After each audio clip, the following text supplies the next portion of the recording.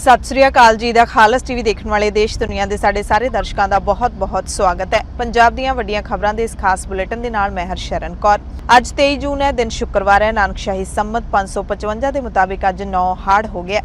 खबरां दे इस खास बुलेटिन दे विच तुहानूं सारियां वड्डियां ताज़ा ते अहम खबरां दस्सांगे। सब तो पहला मौसम की जानकारी। मौसम विभाग की पेशीनगोई के मुताबिक सिटी ब्यूटीफुल चंडीगढ़ के विच मोलेधार मींह रात तो ही पैना शुरू हो गया सी अते 24 जून तो पंजाब दे विच भी मौसम बदलण की पूरी संभावना दसी गई है।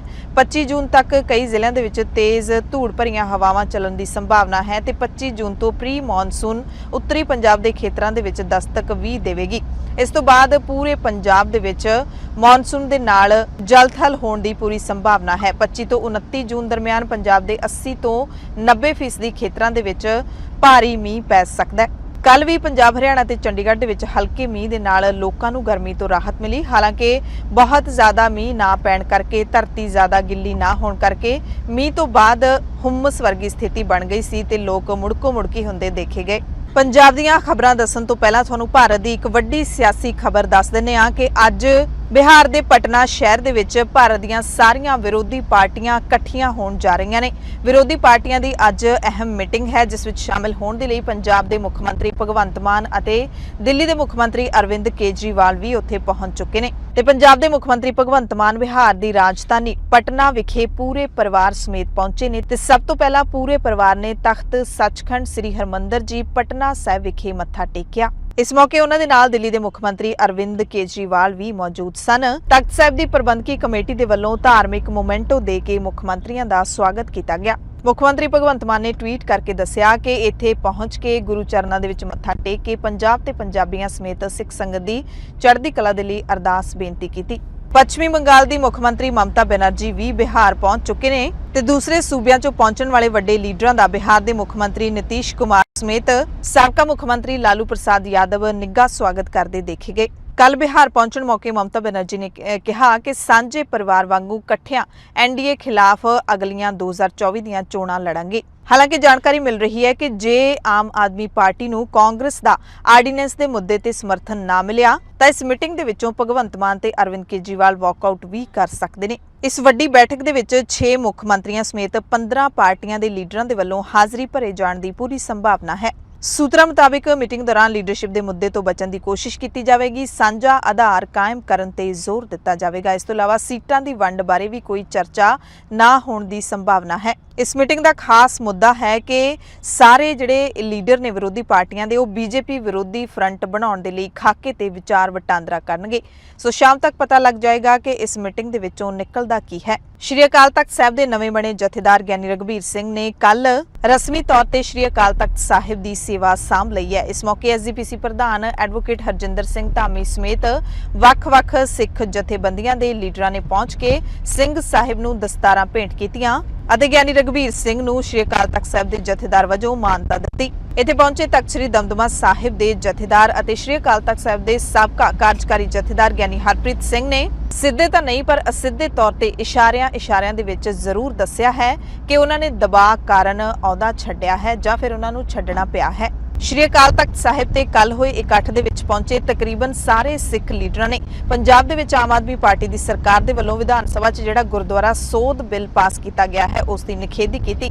श्रोमणी गुरुद्वारा प्रबंधक कमेटी के प्रधान एडवोकेट हरजिंदर सिंह धामी भी कल राजपाल बनवारी लाल पुरोहित नूं मिलण पहुंचे ਅਤੇ अपील की कि पंजाब सरकार दे वल्लों पास किए गए बिल नूं मंजूरी ना दित्ती जावे, खारिज कर दिता जावे। ते एसजीपीसी प्रधान धामी दी इस अपील तो बाद सचखंड श्री हरमंदर साहिब तो हुंदे गुरबाणी प्रसारण के मसले ते श्रोमणी गुरुद्वारा प्रबंधक कमेटी ते पंजाब सरकार दे विचाले टकराਅ होर वधण दी पूरी संभावना है। इस दरमियान कल नवे बने श्री अकाल तख्त साहिब के जथेदार ज्ञानी रघबीर सिंह ने पंजाब सरकार के फैसलों ते 5 तख्तां दे सिंह साहिबाना की बैठक बुलाउण दा भी ऐलान कर दिता है। सेंटर सरकार ने पंजाब नूं एक होर झटका दिंदिआं सूबे नूं अपने पूल दे विचों बिजली देण तो भी इनकार कर दिता है। ताज़ा फैसले मुताबिक केंद्र सरकार ने पंजाब नूं केंद्री पूल दे विचों 1000 मैगावाट बिजली देण तो चुप वट लई है पर पावरकॉम ने इस टाकरे दे लई बदलवें वसीले वरतने शुरू कर दिते ने।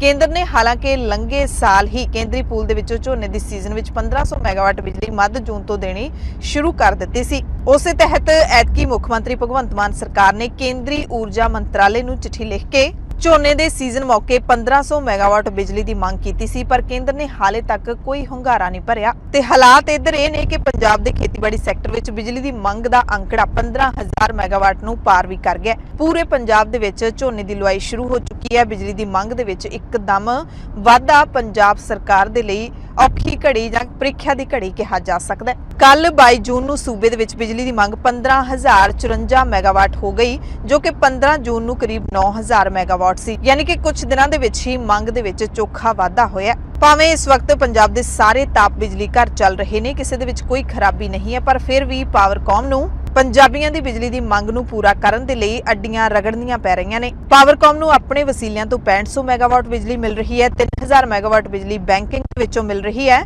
ਤੇ ਰੋਜ਼ਾਨਾ 1000 ਮੈਗਾਵਾਟ ਬਿਜਲੀ ਐਕਸਚੇਂਜ ਦੇ ਵਿੱਚੋਂ ਪ੍ਰਤੀ ਯੂਨਿਟ 5.5 ਰੁਪਏ ਦੇ ਹਿਸਾਬ ਨਾਲ ਖਰੀਦਣੀ ਪੈ ਰਹੀ ਹੈ। ਤੇ ਜੇ ਬਿਜਲੀ ਦੀ ਮੰਗ ਵਿੱਚ ਹੁਣ ਹੋਰ ਵਾਧਾ ਹੁੰਦਾ ਹੈ ਤਾਂ ਪਾਵਰਕਾਮ ਦੇ ਲਈ ਵੱਡੀ ਸਮੱਸਿਆ ਖੜੀ ਹੋ ਜਾਵੇਗੀ।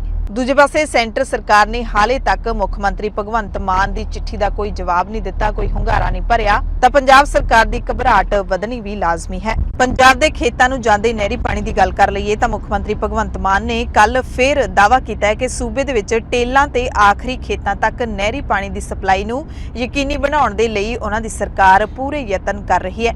ਸੀਐਮ ਨੇ ਕਿਹਾ ਕਿ ਸੂਬਾ ਸਰਕਾਰ ਦੇ ਵੱਲੋਂ ਫਾਜ਼ਿਲਕਾ ਜ਼ਿਲ੍ਹੇ ਦੇ ਦੂਰ ਦਰਾਡੇ ਇਲਾਕਿਆਂ ਦੇ ਵਿੱਚ ਪਹਿਲਾਂ ਹੀ ਪਾਣੀ ਪਹੁੰਚਾਇਆ ਜਾ ਚੁੱਕਿਆ। ਨਰਮਾ ਬੀਜਣ ਵਾਲੇ ਕਿਸਾਨਾਂ ਦੇ ਨਾਲ 1 ਅਪ੍ਰੈਲ ਤੋਂ ਨਹਿਰੀ ਪਾਣੀ ਦੇਣ ਦਾ ਜਿਹੜਾ ਸਰਕਾਰ ਨੇ ਵਾਅਦਾ ਕੀਤਾ ਸੀ, ਉਸ ਨੂੰ ਸਰਕਾਰ ਨੇ ਪੂਰੀ ਤਰ੍ਹਾਂ ਪੂਰਾ ਕਰਨ ਦਾ ਦਾਅਵਾ ਕੀਤਾ ਹੈ। ਮੁੱਖ ਮੰਤਰੀ ਭਗਵੰਤ ਮਾਨ ਨੇ ਦੱਸਿਆ ਕਿ ਇਸ ਵਕਤ ਪੰਜਾਬ ਆਪਣੇ ਨਹਿਰੀ ਪਾਣੀ ਦੀ ਸਿਰਫ 33% ਤੋਂ 34% ਵਰਤੋਂ ਕਰ ਰਿਹਾ ਹੈ ਤੇ ਆਉਣ ਵਾਲੇ ਦਿਨਾਂ ਦੇ ਵਿੱਚ ਇਹਦੇ ਵਿੱਚ ਹੋਰ ਇਜ਼ਾਫਾ ਕੀਤਾ ਜਾਊਗਾ। ਜੇ ਪਹਿਲੇ ਪੜਾਅ ਦੇ ਵਿੱਚ ਨਹਿਰੀ ਪਾਣੀ ਦੀ ਵਰਤੋਂ ਨੂੰ 60% ਤੱਕ ਵਧਾ ਦਿੱਤਾ ਜਾਵੇ ਤਾਂ 14 ਲੱਖ ਦੇ ਵਿੱਚੋਂ ਪੰਜਾਬ ਦੇ ਕਰੀਬ 4 ਲੱਖ ਟਿਊਬਵੈੱਲ ਬੰਦ ਹੋ ਸਕਦੇ ਨੇ, ਧਰਤੀ ਹੇਠਲਾ ਪਾਣੀ ਬਚਾਇਆ ਜਾ ਸਕਦਾ ਹੈ। ਪੰਜਾਬ ਦੇ ਖੇਤੀਬਾੜੀ ਮੰਤਰੀ ਗੁਰਮੀਤ ਸਿੰਘ ਖੁੱਡੀਆਂ ਨੇ ਨਰਮਾ ਪੱਟੀ ਦੇ ਵਿੱਚ ਗੁਲਾਬੀ ਸੁੰਡੀ ਤੋਂ ਪ੍ਰਭਾਵਿਤ ਖੇਤਾਂ ਦਾ ਦੌਰਾ ਕਰਨ ਤੋਂ ਬਾਅਦ ਖੇਤੀਬਾੜੀ ਵਿਭਾਗ ਨੂੰ ਨਰਮਾ ਪੱਟੀ ਦੇ ਵਿੱਚ ਦਿਨ ਰਾਤ ਪਹਿਰੇਦਾਰੀ ਕਰਨ ਦੇ ਹੁਕਮ ਜਾਰੀ ਕੀਤੇ ਨੇ। ਮੰਤਰੀ ਨੇ 5 ਸੰਯੁਕਤ ਡਾਇਰੈਕਟਰਾਂ ਨੂੰ ਨਰਮਾ ਪੱਟੀ ਦੇ ਵਿੱਚ ਤਾਇਨਾਤ ਕਰ ਦਿੱਤਾ ਹੈ, ਜੋ ਰੋਜ਼ਾਨਾ ਖੇਤੀਬਾੜੀ ਮੰਤਰੀ ਨੂੰ ਰਿਪੋਰਟ ਭੇਜਣਗੇ। ਮੰਤਰੀ ਖੁੱਡੀਆਂ ਨੇ ਦਾਅਵਾ ਕੀਤਾ ਹੈ ਕਿ ਹਾਲੇ ਮਾਲਵਾ ਖੇਤਰ ਦੇ ਵਿੱਚ ਗੁਲਾਬੀ ਸੁੰਡੀ ਦਾ ਹਮਲਾ ਕੰਟਰੋਲ ਦੇ ਵਿੱਚ ਹੈ ਤੇ ਪਿੰਡਾਂ ਦੇ ਵਿੱਚ ਤਾਇਨਾਤ ਕੀਤੇ ਕਿਸਾਨ ਮਿੱਤਰਾਂ ਨੂੰ ਖੇਤਾਂ ਦੇ ਲਗਾਤਾਰ ਦੌਰੇ ਕਰਨ ਵਾਸਤੇ ਉਹਨਾਂ ਨੇ ਹਦਾਇਤ ਕਰ ਦਿੱਤੀ ਹੈ। ਖੇਤੀਬਾੜੀ ਅਫਸਰਾਂ ਨੂੰ ਵੀ ਕਿਹਾ ਹੈ ਕਿ ਗੁਲਾਬੀ ਸੁੰਡੀ ਦੇ ਹੌਟ ਸਪੌਟ ਸ਼ਨਾਖਤ ਕਰਨ, ਇਹਨਾਂ ਤੇ ਨਜ਼ਰ ਰੱਖਣ ਤਾਂ ਕਿ ਐਤਕੀ ਨਰਮੇ ਦੀ ਬਰਬਾਦੀ ਹੋਣ ਤੋਂ ਬਚਾਇਆ ਜਾ ਸਕੇ। ਖੇਤੀਬਾੜੀ ਮੰਤਰੀ ਨੇ ਪੰਜਾਬ ਖੇਤੀਬਾੜੀ ਯੂਨੀਵਰਸਿਟੀ ਦੇ ਮਾਹਿਰਾਂ ਨੂੰ ਵੀ ਨਰਮਾ ਪੱਟੀ ਦਾ ਦੌਰਾ ਕਰਨ ਦੇ ਲਈ ਕਹਿ ਦਿੱਤਾ ਹੈ। ਖੇਤੀਬਾੜੀ ਮੰਤਰੀ ਨੇ ਕੱਲ ਮਾਨਸਾ ਜ਼ਿਲ੍ਹੇ ਦੇ ਕਈ ਪਿੰਡਾਂ ਦੇ ਖੇਤਾਂ ਦੇ ਵਿੱਚ ਜਾ ਕੇ ਨਰਮੇ ਦੀ ਫਸਲ ਦਾ ਜਾਇਜ਼ਾ ਲਿਆ ਅਤੇ ਅੱਜ ਮੁੱਖ ਮੰਤਰੀ ਦੇ ਨਾਲ ਮੁਲਾਕਾਤ ਕਰਕੇ ਉਹ ਇਸ ਮੁੱਦੇ ਨੂੰ ਚੁੱਕਣਗੇ। ਪੰਜਾਬ ਦੇ ਖਜ਼ਾਨਾ ਮੰਤਰੀ ਹਰਪਾਲ ਸਿੰਘ ਚੀਮਾ ਨੇ ਪੰਜਾਬ ਦੇ ਪਿੰਡਾਂ ਦੀਆਂ ਪੰਚਾਇਤਾਂ ਦਾ ਸੋਸ਼ਲ ਆਡਿਟ ਕਰਵਾਉਣ ਦੇ ਹੁਕਮ ਜਾਰੀ ਕਰ ਦਿੱਤੇ ਨੇ। ਕੱਲ ਅਧਿਕਾਰੀਆਂ ਦੇ ਨਾਲ ਮੀਟਿੰਗ ਦੌਰਾਨ ਵਿੱਤ ਮੰਤਰੀ ਐਡਵੋਕੇਟ ਹਰਪਾਲ ਸਿੰਘ ਚੀਮਾ ਤੇ ਪ੍ਰਵਾਸੀ ਭਾਰਤੀ ਮਾਮਲਿਆਂ ਬਾਰੇ ਮੰਤਰੀ ਕੁਲਦੀਪ ਸਿੰਘ ਧਾਲੀਵਾਲ ਨੇ ਪੇਂਡੂ ਵਿਕਾਸ ਤੇ ਪੰਚਾਇਤ ਵਿਭਾਗ ਨੂੰ ਸੂਬੇ ਦੀਆਂ ਸਾਰੀਆਂ ਪੰਚਾਇਤਾਂ ਦਾ ਇਸ ਸਾਲ ਦਸੰਬਰ ਤੱਕ ਯਾਨੀ ਕਿ ਦਸੰਬਰ 2023 ਤੱਕ ਸੋਸ਼ਲ ਆਡਿਟ ਕਰਵਾਉਣ ਦੇ ਹੁਕਮ ਦਿੱਤੇ ਨੇ। ਨਾਲ ਹੀ ਉਹਨਾਂ ਨੇ ਇਹ ਵੀ ਐਲਾਨ ਕੀਤਾ ਹੈ, ਪੰਜਾਬ ਦੇ ਲੋਕਾਂ ਦੇ ਨਾਲ ਵਾਅਦਾ ਕੀਤਾ ਹੈ ਕਿ ਰਿਪੋਰਟ ਨੂੰ ਜਨਤਕ ਕੀਤਾ ਜਾਵੇਗਾ।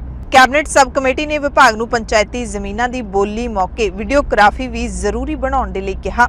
ਉਹਨਾਂ ਨੇ ਅਨੁਸੂਚਿਤ ਜਾਤੀਆਂ ਦੇ ਲਈ ਪੰਚਾਇਤੀ ਜ਼ਮੀਨ ਦੀ ਬੋਲੀ ਸੰਬੰਧੀ ਮਾਮਲਿਆਂ ਦੀ ਜਾਂਚ ਲਈ joint development commissioner Amit Kumar ਦੀ ਅਗਵਾਈ ਹੇਠ 3 ਮੈਂਬਰੀ ਕਮੇਟੀ ਬਣਾਉਣ ਦੇ ਵੀ ਆਦੇਸ਼ ਦਿੱਤੇ ਨੇ।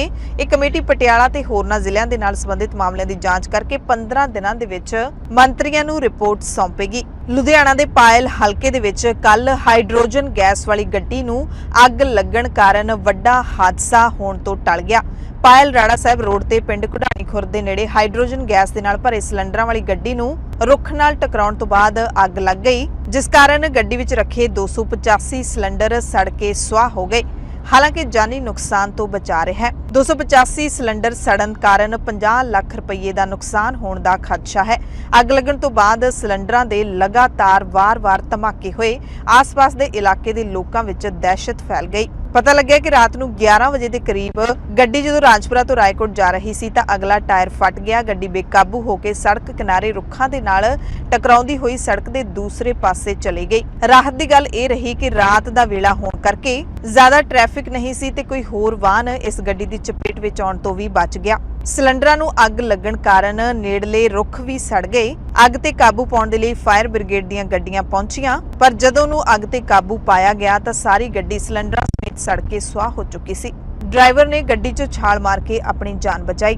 ਫਾਜ਼ਿਲਕਾ ਦੇ ਵਿੱਚ ਪੰਜਾਬ ਵਿਜੀਲੈਂਸ ਬਿਊਰੋ ਨੇ ਖੂਹੀ ਖੇੜਾ ਦੇ ਵਿੱਚ ਤੈਨਾਤ PSPCL ਦੇ ਲਾਈਨਮੈਨ ਮਹਿੰਦਰ ਕੁਮਾਰ ਨੂੰ 40,000 ਰੁਪਏ ਦੀ ਰਿਸ਼ਵਤ ਲੈਣ ਦੇ ਦੋਸ਼ ਹੇਠ ਕਾਬੂ ਕੀਤਾ ਹੈ। ਸ਼ਿਕਾਇਤ ਪਿੰਡ ਬਜ਼ੀਦਪੁਰ ਕੱਟਿਆਂਵਾਲੀ ਦੇ ਪ੍ਰਦੀਪ ਕੁਮਾਰ ਨੇ ਕੀਤੀ ਸੀ। ਪਠਾਨਕੋਟ ਦੇ ਕੌਮਾਂਤਰੀ ਸਰਹੱਦ ਨੇੜਲੇ ਪਿੰਡ ਸਕੂਲ ਦੇ ਵਿੱਚ NSG ਦੇ ਸਿਖਲਾਈ ਕੇਂਦਰ ਦਾ ਕਿਸਾਨ ਲਗਾਤਾਰ ਵਿਰੋਧ ਕਰ ਰਹੇ ਨੇ। ਪਿੰਡ ਸਕੂਲ ਦੇ ਵਿੱਚ 100 ਏਕੜ ਜ਼ਮੀਨ ਦੇ ਵਿੱਚ ਕੇਂਦਰ ਸਰਕਾਰ ਦੇ ਵੱਲੋਂ ਕੌਮੀ ਸੁਰੱਖਿਆ ਗਾਰਡ ਯਾਨੀ ਕਿ NSG ਦਾ ਸਿਖਲਾਈ ਕੇਂਦਰ ਬਣਾਇਆ ਜਾਵੇਗਾ, ਜਿਸ ਦਾ ਵਿਰੋਧ ਲਗਾਤਾਰ ਤਿੱਖਾ ਹੀ ਹੁੰਦਾ ਜਾ ਰਿਹਾ ਹੈ। ਪਿਛਲੇ ਦਿਨੀ ਪੰਜਾਬ ਸਰਕਾਰ ਨੇ ਇਸ ਕੇਂਦਰ ਦੇ ਲਈ ਸੈਂਟਰ ਸਰਕਾਰ ਨੂੰ ਜ਼ਮੀਨ ਦੇਣ ਦੀ ਸਹਿਮਤੀ ਵਿੱਚ ਜਤਾਈ ਸੀ, ਜਿਸ ਤੋਂ ਬਾਅਦ ਕਈ ਕਿਸਾਨ ਜਥੇਬੰਦੀਆਂ ਇਕੱਠੇ ਹੋ ਕੇ ਇਸ ਦਾ ਵਿਰੋਧ ਕਰ ਰਹੀਆਂ ਨੇ। ਕੱਲ ਕਿਸਾਨਾਂ ਨੇ DC ਦਫ਼ਤਰ ਦਾ ਘਿਰਾਓ ਕੀਤਾ ਅਤੇ ਦੋਸ਼ ਲਾਇਆ ਕਿ ਸਰਕਾਰ ਜ਼ਮੀਨ ਐਕਵਾਇਰ ਕਰਕੇ ਆਬਾਦਕਾਰਾਂ ਨੂੰ ਉਜਾੜਨਾ ਚਾਹੁੰਦੀ ਹੈ। ਲੋਕਾਂ ਦਾ ਰੋਸਾ ਹੈ ਕਿ 103 ਏਕੜ ਜ਼ਮੀਨ ਪਿੰਡ ਸਕੂਲ ਦੇ ਲੋਕਾਂ ਨੇ ਬੜੀ ਮੁਸ਼ਕਿਲ ਦੇ ਨਾਲ ਉਪਜਾਊ ਜ਼ਮੀਨ ਦੇ ਵਿੱਚ ਆਬਾਦ ਕੀਤੀ ਸੀ ਤੇ ਸਰਕਾਰ ਹੁਣ ਇੱਕੋ ਝਟਕੇ ਦੇ ਨਾਲ ਆਬਾਦਕਾਰਾਂ ਤੋਂ ਇਹ ਜ਼ਮੀਨਾਂ ਖੋਹਣ ਜਾ ਰਹੀ ਹੈ। ਜਦਕਿ ਕਹਿੰਦੇ ਪਿਛਲੇ ਸਮਿਆਂ ਦੇ ਵਿੱਚ ਸਰਕਾਰ ਨੇ ਹੀ ਲੋਕਾਂ ਨੂੰ ਪਿੰਡ ਸਕੂਲ ਵਸਾਉਣ ਦੇ ਲਈ ਪ੍ਰੇਰਿਆ ਸੀ। ਬੇਆਬਾਦ ਜ਼ਮੀਨਾਂ ਆਬਾਦ ਕਰਨ ਦੇ ਲਈ ਸਰਕਾਰ ਨੇ ਮੁਆਵਜ਼ੇ ਵੀ ਦਿੱਤੇ ਸੀ। ਉਸ ਵਕਤ ਤਾਂ ਕਹਿੰਦੇ BSF ਨੇ ਵੀ ਪਿੰਡ ਸਕੂਲ ਦੇ ਵਿੱਚ ਰਹਿਣ ਤੋਂ ਇਨਕਾਰ ਕਰ ਦਿੱਤਾ ਸੀ ਤੇ ਹੁਣ ਜਦੋਂ ਲੋਕਾਂ ਨੇ ਪਿੰਡ ਵਸਾ ਲਿਆ, ਆਬਾਦ ਕਰ ਲਿਆ ਤਾਂ ਸਰਕਾਰ ਹੁਣ ਫਿਰ ਜ਼ਮੀਨ ਖੋਹਣ ਤੇ ਆ ਗਈ ਹੈ। ਕਿਸਾਨਾਂ ਨੇ ਚੇਤਾਵਨੀ ਦਿੱਤੀ ਹੈ ਕਿ ਇਹ ਉਜਾੜਾ ਉਹ ਸਹਿਣ ਨਹੀਂ ਕਰਨਗੇ, ਵਿਰੋਧ ਕਰਦੇ ਰਹਿਣਗੇ। ਪੰਜਾਬ ਦੇ ਪੈਨਸ਼ਨਰਾਂ ਨੇ 24 ਅਤੇ 25 ਜੂਨ ਨੂੰ ਪੰਜਾਬ ਦੇ ਸਾਰੇ ਮੰਤਰੀਆਂ ਅਤੇ ਵਿਧਾਇਕਾਂ ਦੇ ਘਰਾਂ ਦੇ ਸਾਹਮਣੇ ਰੋਸ ਮੁਜ਼ਾਹਰੇ ਕਰਨ ਦਾ ਐਲਾਨ ਕੀਤਾ ਹੈ। ਪੈਨਸ਼ਨਰਾਂ ਨੇ ਆਪਣੇ ਤੇ 200 ਰੁਪਏ ਪ੍ਰਤੀ ਮਹੀਨਾ ਡਿਵੈਲਪਮੈਂਟ ਟੈਕਸ ਲਾਉਣ ਅਤੇ ਸਰਕਾਰ ਦੇ ਵੱਲੋਂ ਵਾਰੀ-ਵਾਰੀ ਮੀਟਿੰਗਾਂ ਤੈਅ ਕਰਕੇ ਕੈਂਸਲ ਕਰਨ ਨੂੰ ਅਤ ਨਿੰਦਣਯੋਗ ਦੱਸਦਿਆਂ ਟੈਕਸ ਦੀਆਂ ਕਾਪੀਆਂ ਮੰਤਰੀਆਂ ਤੇ ਵਿਧਾਇਕਾਂ ਦੇ ਘਰਾਂ ਦੇ ਸਾਹਮਣੇ ਸਾੜਨ ਦਾ ਐਲਾਨ ਕੀਤਾ ਹੈ। ਸਰਕਾਰ ਨੂੰ ਉਹਨਾਂ ਅਪੀਲ ਕੀਤੀ ਹੈ ਕਿ ਪੈਨਸ਼ਨਰ ਮਾਰੂ ਪੱਤਰ ਨੂੰ ਤੁਰੰਤ ਵਾਪਸ ਲੈ ਕੇ ਪੈਨਸ਼ਨਰਾਂ ਨੂੰ ਵਿੱਤੀ ਨੁਕਸਾਨ ਤੋਂ ਬਚਾਇਆ ਜਾਵੇ। ਦਰਅਸਲ ਪੰਜਾਬ ਸਰਕਾਰ ਨੇ Punjab state development tax act 2018 ਦੇ ਰਾਹੀਂ ਕਰਮਚਾਰੀਆਂ ਤੋਂ 200 ਰੁਪਏ ਪ੍ਰਤੀ ਮਹੀਨਾ ਵਿਕਾਸ ਟੈਕਸ ਲੈਣ ਦਾ ਐਲਾਨ ਕੀਤਾ ਹੈ, ਜਿਹਦੇ ਵਿੱਚ ਸੀਨੀਅਰ ਸਿਟੀਜ਼ਨਜ਼ ਨੂੰ ਹਾਲਾਂਕਿ ਛੋਟ ਦਿੱਤੀ ਗਈ ਹੈ। ਆਮ ਆਦਮੀ ਪਾਰਟੀ ਦੀ ਵਿਧਾਇਕਾ ਸਰਬਜੀਤ ਕੌਰ ਮਾਣੂਕੇ ਦੇ ਵੱਲੋਂ ਇੱਕ NRI ਪੰਜਾਬੀ ਔਰਤ ਦੀ ਕੋਠੀ ਦੱਬਣ ਦੇ ਮਸਲੇ ਦੇ ਨਾਲ ਜੁੜੀ ਖਬਰ ਹੈ ਕਿ ਹਾਲਾਂਕਿ ਇੱਕ ਰਾਤ ਪਹਿਲਾਂ ਕਰਮ ਸਿੰਘ ਨੇ ਇਸ ਕੋਠੀ ਤੋਂ ਆਪਣਾ ਕਬਜ਼ਾ ਛੱਡ ਦਿੱਤਾ ਹੈ। ਹਲਫਨਾਮੇ ਦੇ ਵਿੱਚ ਸਪਸ਼ਟ ਤੌਰ ਤੇ ਲਿਖਿਆ ਹੈ ਕਿ ਉਹ ਕੋਠੀ ਦੇ ਸਾਰੇ ਮਾਲਕਾਨਾ ਹੱਕ ਅਮਰਜੀਤ ਕੌਰ ਨੂੰ ਦਿੰਦੇ ਨੇ। ਚਾਬੀ ਮਿਲਣ ਤੋਂ ਬਾਅਦ ਜਦੋਂ ਘਰ ਦੀਆਂ ਮਾਲਕਣਾਂ ਨੇ ਜਾ ਕੇ ਕੋਠੀ ਨੂੰ ਖੋਲ੍ਹਿਆ ਤਾਂ ਦੇਖ ਕੇ ਹੱਕੀਆਂ ਬੱਕੀਆਂ ਰਹਿ ਗਈਆਂ, ਕਿਉਂਕਿ ਕੋਠੀ ਦੀਆਂ ਸਿਰਫ ਕੰਧਾਂ ਹੀ ਬਚੀਆਂ ਨੇ, ਬਾਕੀ ਸਾਰਾ ਸਮਾਨ ਗਾਇਬ ਹੈ। ਕੋਠੀ ਦੇ ਅੰਦਰ ਨਾ ਕੋਈ ਟੂਟੀ, ਨਾ ਹੀ ਕੋਈ AC ਤੇ ਨਾ ਕੋਈ ਦਰਵਾਜ਼ਾ, ਸਾਰਾ ਕੁਝ ਪੱਟ ਕੇ ਲੈ ਗਏ ਨੇ। ਇਸ ਮਸਲੇ ਦੇ ਵਿੱਚ ਕਾਂਗਰਸ ਦੇ ਵਿਧਾਇਕ ਸੁਖਪਾਲ ਸਿੰਘ ਖਹਿਰਾ ਨੇ ਕੱਲ ਜਗਰਾਉਂ ਦੇ ਵਿੱਚ ਇਕੱਠ ਕੀਤਾ ਅਤੇ ਮੰਗ ਕੀਤੀ ਕਿ ਜੋ ਵੀ ਦੋਸ਼ੀਆਂ ਨੇ ਹੁਣ ਤੱਕ ਪਰਿਵਾਰ ਨੂੰ ਤੰਗ ਕੀਤਾ, ਪਰੇਸ਼ਾਨ ਕੀਤਾ, ਉਹਨਾਂ ਖਿਲਾਫ ਕਾਰਵਾਈ ਕੀਤੀ ਜਾਣੀ ਚਾਹੀਦੀ ਹੈ। ਖਹਿਰਾ ਨੇ ਸਾਫ਼ ਤੌਰ ਤੇ ਮੰਗ ਕੀਤੀ ਕਿ ਆਮ ਆਦਮੀ ਪਾਰਟੀ ਦੀ ਵਿਧਾਇਕਾ ਸਰਬਜੀਤ ਕੌਰ ਮਾਣੂਕੇ ਦੇ ਖਿਲਾਫ ਪਰਚਾ ਦਰਜ ਹੋਣਾ ਚਾਹੀਦਾ ਹੈ। ਭਾਰਤ ਦੇ ਪ੍ਰਧਾਨ ਮੰਤਰੀ ਨਰਿੰਦਰ ਮੋਦੀ ਇਸ ਵਕਤ ਅਮਰੀਕਾ ਦੌਰੇ ਤੇ ਪਹੁੰਚੇ ਹੋਏ ਹਨ ਅਤੇ ਅਮਰੀਕਾ ਦੇ ਰਾਸ਼ਟਰਪਤੀ ਜੋ ਬਾਈਡਨ ਉਹਨਾਂ ਦੀ ਮੇਜ਼ਬਾਨੀ ਕਰ ਰਹੇ ਨੇ। ਵਾਈਟ ਹਾਊਸ ਪਹੁੰਚਣ ਤੇ ਨਰਿੰਦਰ ਮੋਦੀ ਦਾ ਸ਼ਾਨਦਾਰ ਸਵਾਗਤ ਹੋਇਆ। ਜੋ ਬਾਈਡਨ ਨੇ ਆਪਣੀ ਪਤਨੀ ਸਮੇਤ ਨਰਿੰਦਰ ਮੋਦੀ ਨੂੰ ਰਾਤ ਦੇ ਖਾਣੇ ਤੇ ਸੱਦਿਆ ਅਤੇ ਖੂਬ ਗੱਲਾਂ ਬਾਤਾਂ ਕੀਤੀਆਂ। ਅਮਰੀਕੀ ਰਾਸ਼ਟਰਪਤੀ ਦੇ ਨਾਲ ਮੁਲਾਕਾਤ ਤੋਂ ਬਾਅਦ ਭਾਰਤ ਦੇ ਪ੍ਰਧਾਨ ਮੰਤਰੀ ਮੋਦੀ ਨੇ ਕਿਹਾ ਕਿ ਭਾਰਤ ਤੇ ਅਮਰੀਕਾ ਦੇ ਰਿਸ਼ਤੇ ਰਣਨੀਤਿਕ ਭਾਈਵਾਲੀ ਦੇ ਵਿੱਚ ਨਵਾਂ ਚੈਪਟਰ ਨੇ, ਨਵਾਂ ਅਧਿਆਇ ਨੇ। ਜੋ ਬਾਈਡਨ ਨੇ ਵੀ ਆਰਥਿਕ ਰਿਸ਼ਤਿਆਂ ਨੂੰ ਮਜ਼ਬੂਤ ਕਰਨ ਤੇ ਜ਼ੋਰ ਦਿੱਤਾ। ਇਸ ਮੁਲਾਕਾਤ ਤੋਂ ਪਹਿਲਾਂ ਅਮਰੀਕਾ ਦੇ ਸਾਬਕਾ ਰਾਸ਼ਟਰਪਤੀ ਬਰੈਕ ਓਬਾਮਾ ਨੇ ਮੰਗ ਕੀਤੀ ਕਿ ਅਮਰੀਕਾ ਦੇ ਰਾਸ਼ਟਰਪਤੀ ਜੋ ਬਾਈਡਨ ਨੂੰ ਭਾਰਤ ਦੇ ਪ੍ਰਧਾਨ ਮੰਤਰੀ ਨਰਿੰਦਰ ਮੋਦੀ ਦੇ ਕੋਲ ਧਾਰਮਿਕ ਆਜ਼ਾਦੀ ਦਾ ਮੁੱਦਾ ਚੁੱਕਣਾ ਚਾਹੀਦਾ ਹੈ। ਦੋਵੇਂ ਵੱਡੇ ਲੀਡਰਾਂ ਦੀ ਮੁਲਾਕਾਤ ਤੋਂ ਬਾਅਦ ਜਦੋਂ ਸਾਂਝੀ ਪ੍ਰੈਸ ਕਾਨਫਰੰਸ ਹੋਈ ਤਾਂ ਪੱਤਰਕਾਰਾਂ ਦੇ ਸਵਾਲਾਂ ਦਾ ਜਵਾਬ ਦਿੰਦਿਆਂ ਪ੍ਰਧਾਨ ਮੰਤਰੀ ਨਰਿੰਦਰ ਮੋਦੀ ਨੇ ਦਾਅਵਾ ਕੀਤਾ ਕਿ ਭਾਰਤ ਇੱਕ ਲੋਕਤੰਤਰਿਕ ਦੇਸ਼ ਹੈ, ਜਿੱਥੇ ਕਿਸੇ ਵੀ ਨਾਗਰਿਕ ਦੇ ਨਾਲ ਕਿਸੇ ਵੀ ਤਰ੍ਹਾਂ ਦਾ ਵਿਤਕਰਾ ਨਹੀਂ ਕੀਤਾ ਜਾਂਦਾ, ਨਾ ਧਰਮ ਦੇ ਆਧਾਰ ਤੇ, ਨਾ ਜਾਤ, ना ही रंग के आधार पे। मुझे आश्चर्य हो रहा है कि आप कह रहे हैं कि लोग कहते हैं नहीं, भारत डेमोक्रेसी है। और जैसा राष्ट्रपति बाइडेन ने कहा, भारत और अमेरिका दोनों के DNA में लोकतंत्र है। लोकतंत्र हमारा स्पिरिट है, लोकतंत्र हमारी रगों में है, लोकतंत्र को हम जीते हैं और हमारे पूर्वजों ने उसको शब्दों में ढाला है संविधान के रूप में। और हमारी सरकार लोकतंत्र के मूलभूत मूल्यों को आधार लेकर के बने हुए संविधान के आधार पर चलती है और हमारा संविधान और हमारी सरकार और हमने सिद्ध किया है डेमोक्रेसी कैन डिलीवर। और जब मैं डिलीवर कहता हूं तब कास्ट, क्रीड, रिलीजन, जेंडर, किसी भी भेदभाव को वहां जगह नहीं होती है। और जब हम लोकतंत्र की बात करते हैं तब अगर ह्यूमन वैल्यूज नहीं है, ह्यूमैनिटी नहीं है, ह्यूमन राइट्स नहीं है, फिर तो वो डेमोक्रेसी है ही नहीं। और इसलिए जब आप डेमोक्रेसी कहते हैं, जब डेमोक्रेसी को स्वीकार करते हैं और जब हम डेमोक्रेसी को लेकर के जीते हैं, तब डिस्क्रिमिनेशन का कोई सवाल ही नहीं उठता है। और इसलिए भारत सबका साथ, सबका विकास, सबका विश्वास, सबका प्रयास, उन मूलभूत सिद्धांतों को लेकर के, और इसलिए हम चलते हैं। भारत में सरकार के जो बेनिफिट्स हैं वो एक्सेस टू ऑल है, जो भी उसके हकदार हैं उन सबको मिलते हैं। इसलिए भारत के लोकतांत्रिक मूल्यों में कोई भेदभाव नहीं है, न धर्म के आधार पर, न जाति के आधार पर, न उम्र के आधार पर, न भूभाग के आधार पर। ਦੋਵੇਂ ਵੱਡੇ ਲੀਡਰਾਂ ਦੀ ਮੁਲਾਕਾਤ ਦਰਮਿਆਨ ਹੀ ਖਬਰ ਆਈ ਹੈ ਕਿ ਅਮਰੀਕਾ ਦੇ ਵਿੱਚ H1B ਵੀਜ਼ੇ ਨਵਿਆਏ ਜਾਣਗੇ ਤੇ ਅਮਰੀਕਾ ਦੀ ਸਰਕਾਰ ਜਲਦ ਇਸ ਦੀ ਸ਼ੁਰੂਆਤ ਕਰਨ ਜਾ ਰਹੀ ਹੈ ਤੇ ਇਸ ਅਹਿਮ ਫੈਸਲੇ ਦੇ ਨਾਲ ਅਮਰੀਕਾ ਦੇ ਵਿੱਚ ਰਹਿ ਰਹੇ ਹਜ਼ਾਰਾਂ ਭਾਰਤੀ ਮਾਹਿਰਾਂ ਨੂੰ ਇੱਥੇ ਰੁਕਣ ਦੇ ਵਿੱਚ ਹੋਰ ਮਦਦ ਮਿਲੇਗੀ। ਤੇ ਸਭ ਤੋਂ ਵੱਡੀ ਗੱਲ ਇਹ ਹੈ ਕਿ ਉਹਨਾਂ ਨੂੰ ਆਪਣੇ ਵਰਕ ਵੀਜ਼ੇ ਨਵਿਆਉਣ ਦੇ ਲਈ ਮੁਲਕ ਵਾਪਸ ਨਹੀਂ ਪਰਤਣਾ ਪਵੇਗਾ। ਅਮਰੀਕਾ ਦੇ ਵਿੱਚ ਰਹਿੰਦੇ ਹੀ ਉਹਨਾਂ ਦੇ ਵੀਜ਼ੇ ਰੀਨਿਊ ਕਰ ਦਿੱਤੇ ਜਾਣਗੇ। ਇਸ ਮੌਕੇ ਅਮਰੀਕਾ ਨੇ ਇਹ ਵੀ ਦੱਸਿਆ ਕਿ ਪਿਛਲੇ ਸਾਲ ਭਾਰਤੀ ਵਿਦਿਆਰਥੀਆਂ ਨੂੰ 1.25 ਲੱਖ ਵੀਜ਼ੇ ਅਮਰੀਕਾ ਦੇ ਵੱਲੋਂ ਜਾਰੀ ਕੀਤੇ ਗਏ ਸਨ, ਜੋ ਆਪਣੇ ਆਪ ਦੇ ਵਿੱਚ ਇੱਕ ਰਿਕਾਰਡ ਹੈ। ਸਿਟੀ ਬਿਊਟੀਫੁਲ ਚੰਡੀਗੜ੍ਹ ਦੇ ਕਾਲਜਾਂ ਦੇ ਵਿੱਚ ਪੜ੍ਹਦੇ ਜਾਂ ਫਿਰ ਪੜ੍ਹਨ ਦੇ ਇੱਛੁਕ ਵਿਦਿਆਰਥੀਆਂ ਦੇ ਲਈ ਇੱਕ ਰਾਹਤ ਭਰੀ ਖਬਰ ਇਹ ਹੈ ਕਿ ਕਾਲਜਾਂ ਦੇ ਵਿੱਚ ਦਾਖਲਿਆਂ ਦੀ ਆਖਰੀ ਤਾਰੀਖ ਵਧਾ ਦਿੱਤੀ ਗਈ ਹੈ।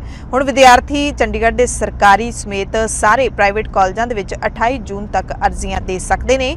ਚੰਡੀਗੜ੍ਹ ਦੇ ਵਿੱਚ ਨਵੀਂ ਦਾਖਲਾ ਪ੍ਰਕਿਰਿਆ ਜਾਰੀ ਕਰ ਦਿੱਤੀ ਗਈ ਹੈ। ਦਾਖਲਿਆਂ ਦੇ ਲਈ ਪੋਰਟਲ 9 ਜੂਨ ਤੋਂ ਸ਼ੁਰੂ ਕੀਤਾ ਗਿਆ ਸੀ ਤੇ ਇਸ ਵਾਰੀ ਦਾਖਲਾ ਪ੍ਰਕਿਰਿਆ ਸੌਖੀ ਕਰਦਿਆਂ ਵਿਭਾਗ ਨੇ ਮੋਬਾਈਲ ਐਪ ਵੀ ਜਾਰੀ ਕੀਤੀ ਹੈ, ਜਿਸ ਨੂੰ ਵਿਦਿਆਰਥੀ ਮੁਫਤ ਦੇ ਵਿੱਚ ਡਾਊਨਲੋਡ ਕਰਕੇ ਦਾਖਲੇ ਦੇ ਲਈ ਅਪਲਾਈ ਕਰ ਸਕਦੇ ਨੇ। ਪੰਜਾਬ ਦੀਆਂ ਵੱਡੀਆਂ ਖਬਰਾਂ ਦੇ ਇਸ ਖਾਸ ਬੁਲੇਟਿਨ ਦੇ ਵਿੱਚ ਹੁਣ ਕੁਝ ਹੋਰ ਖਬਰਾਂ ਵਿਸਥਾਰ ਦੇ ਨਾਲ। ਸ਼੍ਰੀ ਅਕਾਲ ਤਖਤ ਸਾਹਿਬ ਦੇ ਨਵੇਂ ਬਣੇ ਜਥੇਦਾਰ ਗਿਆਨੀ ਰਘਬੀਰ ਸਿੰਘ ਨੇ ਸ਼੍ਰੀ ਅਕਾਲ ਤਖਤ ਸਾਹਿਬ ਦੇ ਜਥੇਦਾਰ ਦਾ ਅਹੁਦਾ ਰਸਮੀ ਤੌਰ ਤੇ ਸਾਂਭ ਲਿਆ ਹੈ। ਉਹਨਾਂ ਨੂੰ ਸਭ ਤੋਂ ਪਹਿਲਾਂ ਦਸਤਾਰ ਸੱਚਖੰਡ ਸ੍ਰੀ ਹਰਿਮੰਦਰ ਸਾਹਿਬ ਦੇ ਵਧੀਕ ਮੁੱਖ ਗ੍ਰੰਥੀ ਗਿਆਨੀ ਅਮਰਜੀਤ ਸਿੰਘ ਦੇ ਵੱਲੋਂ ਭੇਟ ਕੀਤੀ ਗਈ। ਇਸ ਮੌਕੇ ਸ਼੍ਰੀ ਅਕਾਲ ਤਖਤ ਸਾਹਿਬ ਵਿਖੇ ਐਸਜੀਪੀਸੀ ਦੇ ਵੱਲੋਂ ਸਮਾਗਮ ਕਰਵਾਇਆ ਗਿਆ ਸੀ।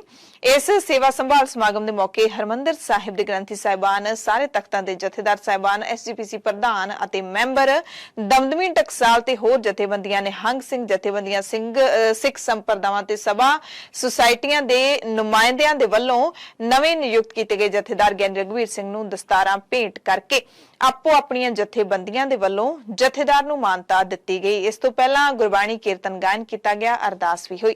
ਸ਼੍ਰੀ ਅਕਾਲ ਤਖਤ ਸਾਹਿਬ ਦੇ ਸਾਬਕਾ ਜਥੇਦਾਰ ਗਿਆਨੀ ਹਰਪ੍ਰੀਤ ਸਿੰਘ, ਐਸਜੀਪੀਸੀ ਦੇ ਪ੍ਰਧਾਨ ਐਡਵੋਕੇਟ ਹਰਜਿੰਦਰ ਸਿੰਘ ਧਾਮੀ ਤੇ ਅਕਾਲੀ ਦਲ ਦੇ ਸੀਨੀਅਰ ਲੀਡਰ ਦਲਜੀਤ ਸਿੰਘ ਚੀਮਾ ਖਾਸ ਤੌਰ ਤੇ ਇਸ ਪ੍ਰੋਗਰਾਮ ਦੇ ਵਿੱਚ ਪਹੁੰਚੇ ਹੋਏ ਸਨ। ਐਸਜੀਪੀਸੀ ਦੇ ਸਕੱਤਰ ਪ੍ਰਤਾਪ ਸਿੰਘ ਨੇ ਅੰਤਰਿੰਗ ਕਮੇਟੀ ਦੇ ਫੈਸਲੇ ਨੂੰ ਪੜ੍ਹ ਕੇ ਸੰਗਤ ਨੂੰ ਸੁਣਾਇਆ, ਜਿਸ ਤਹਿਤ ਗਿਆਨੀ ਰਘਬੀਰ ਸਿੰਘ ਨੂੰ ਅਕਾਲ ਤਖਤ ਸਾਹਿਬ ਦੇ ਜਥੇਦਾਰ ਅਤੇ ਗਿਆਨੀ ਸੁਲਤਾਨ ਸਿੰਘ ਨੂੰ ਤਖਤ ਸ੍ਰੀ ਕੇਸਗੜ੍ਹ ਸਾਹਿਬ ਅਨੰਦਪੁਰ ਸਾਹਿਬ ਦੇ ਜਥੇਦਾਰ ਨਿਯੁਕਤ ਕੀਤਾ ਗਿਆ।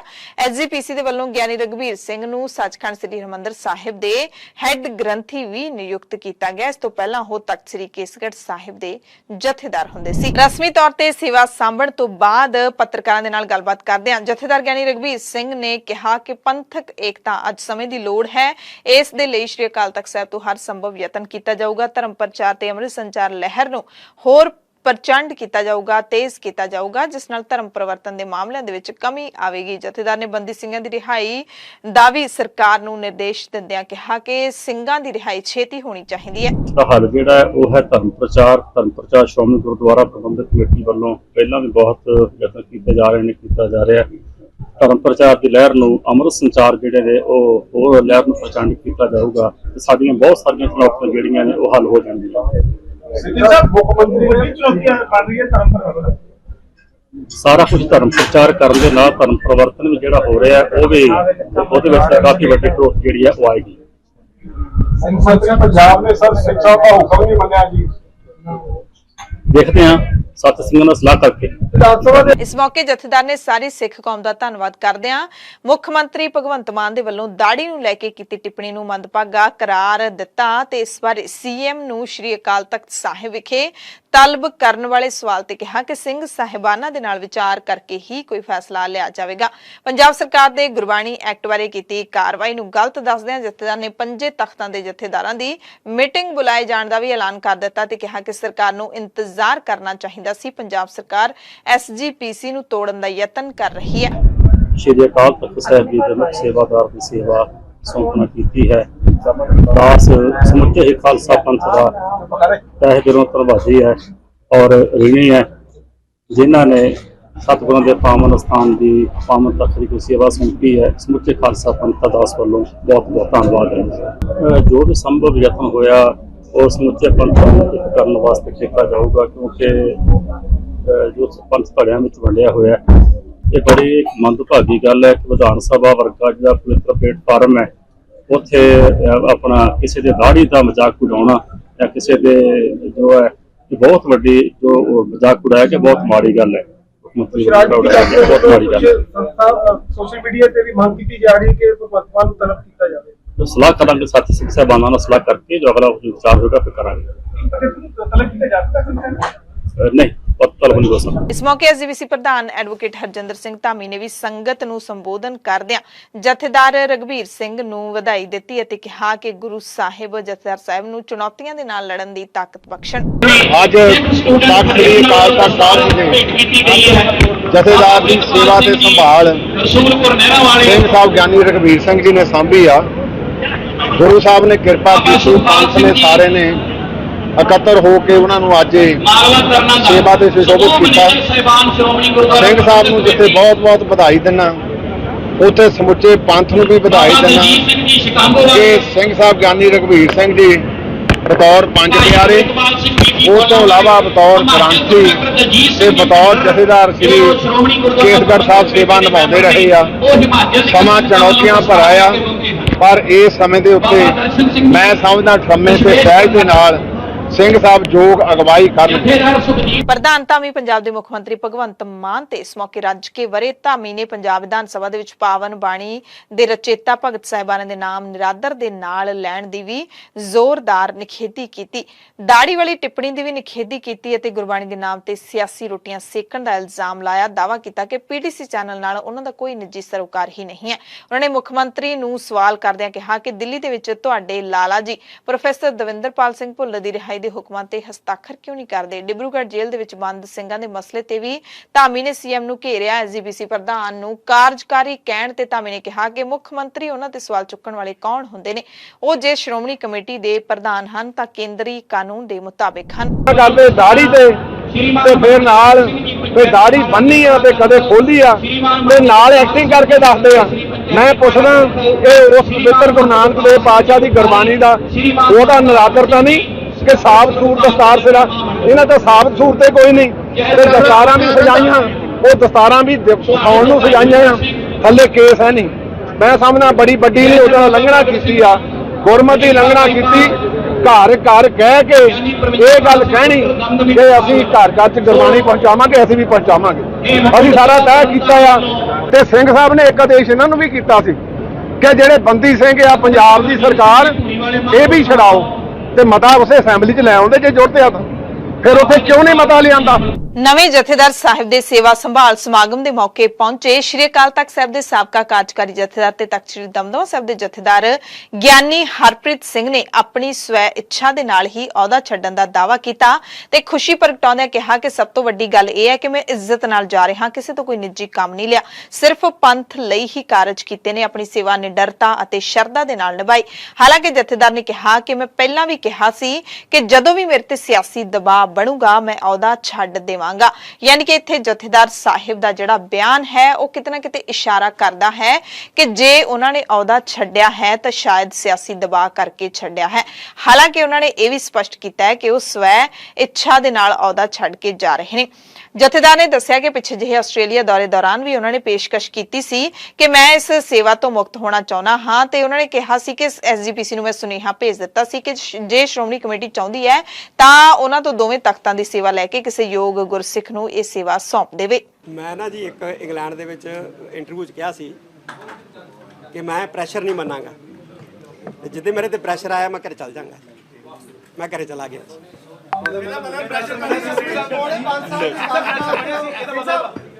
ਪ੍ਰੈਸ਼ਰ ਤਾਂ ਦੇਖੋ ਪ੍ਰੈਸ਼ਰ ਤਾਂ ਹੁੰਦਾ ਹੀ ਹੈ। ਇੰਨੇ ਮਸਲੇ ਇੰਨੇ ਮੁੱਦੇ ਪ੍ਰੈਸ਼ਰ ਨਹੀਂ ਹੁੰਦਾ। ਮੀਡੀਆ ਨੂੰ ਜਵਾਬ ਦੇਣਾ ਪ੍ਰੈਸ਼ਰ ਨਹੀਂ ਹੈ।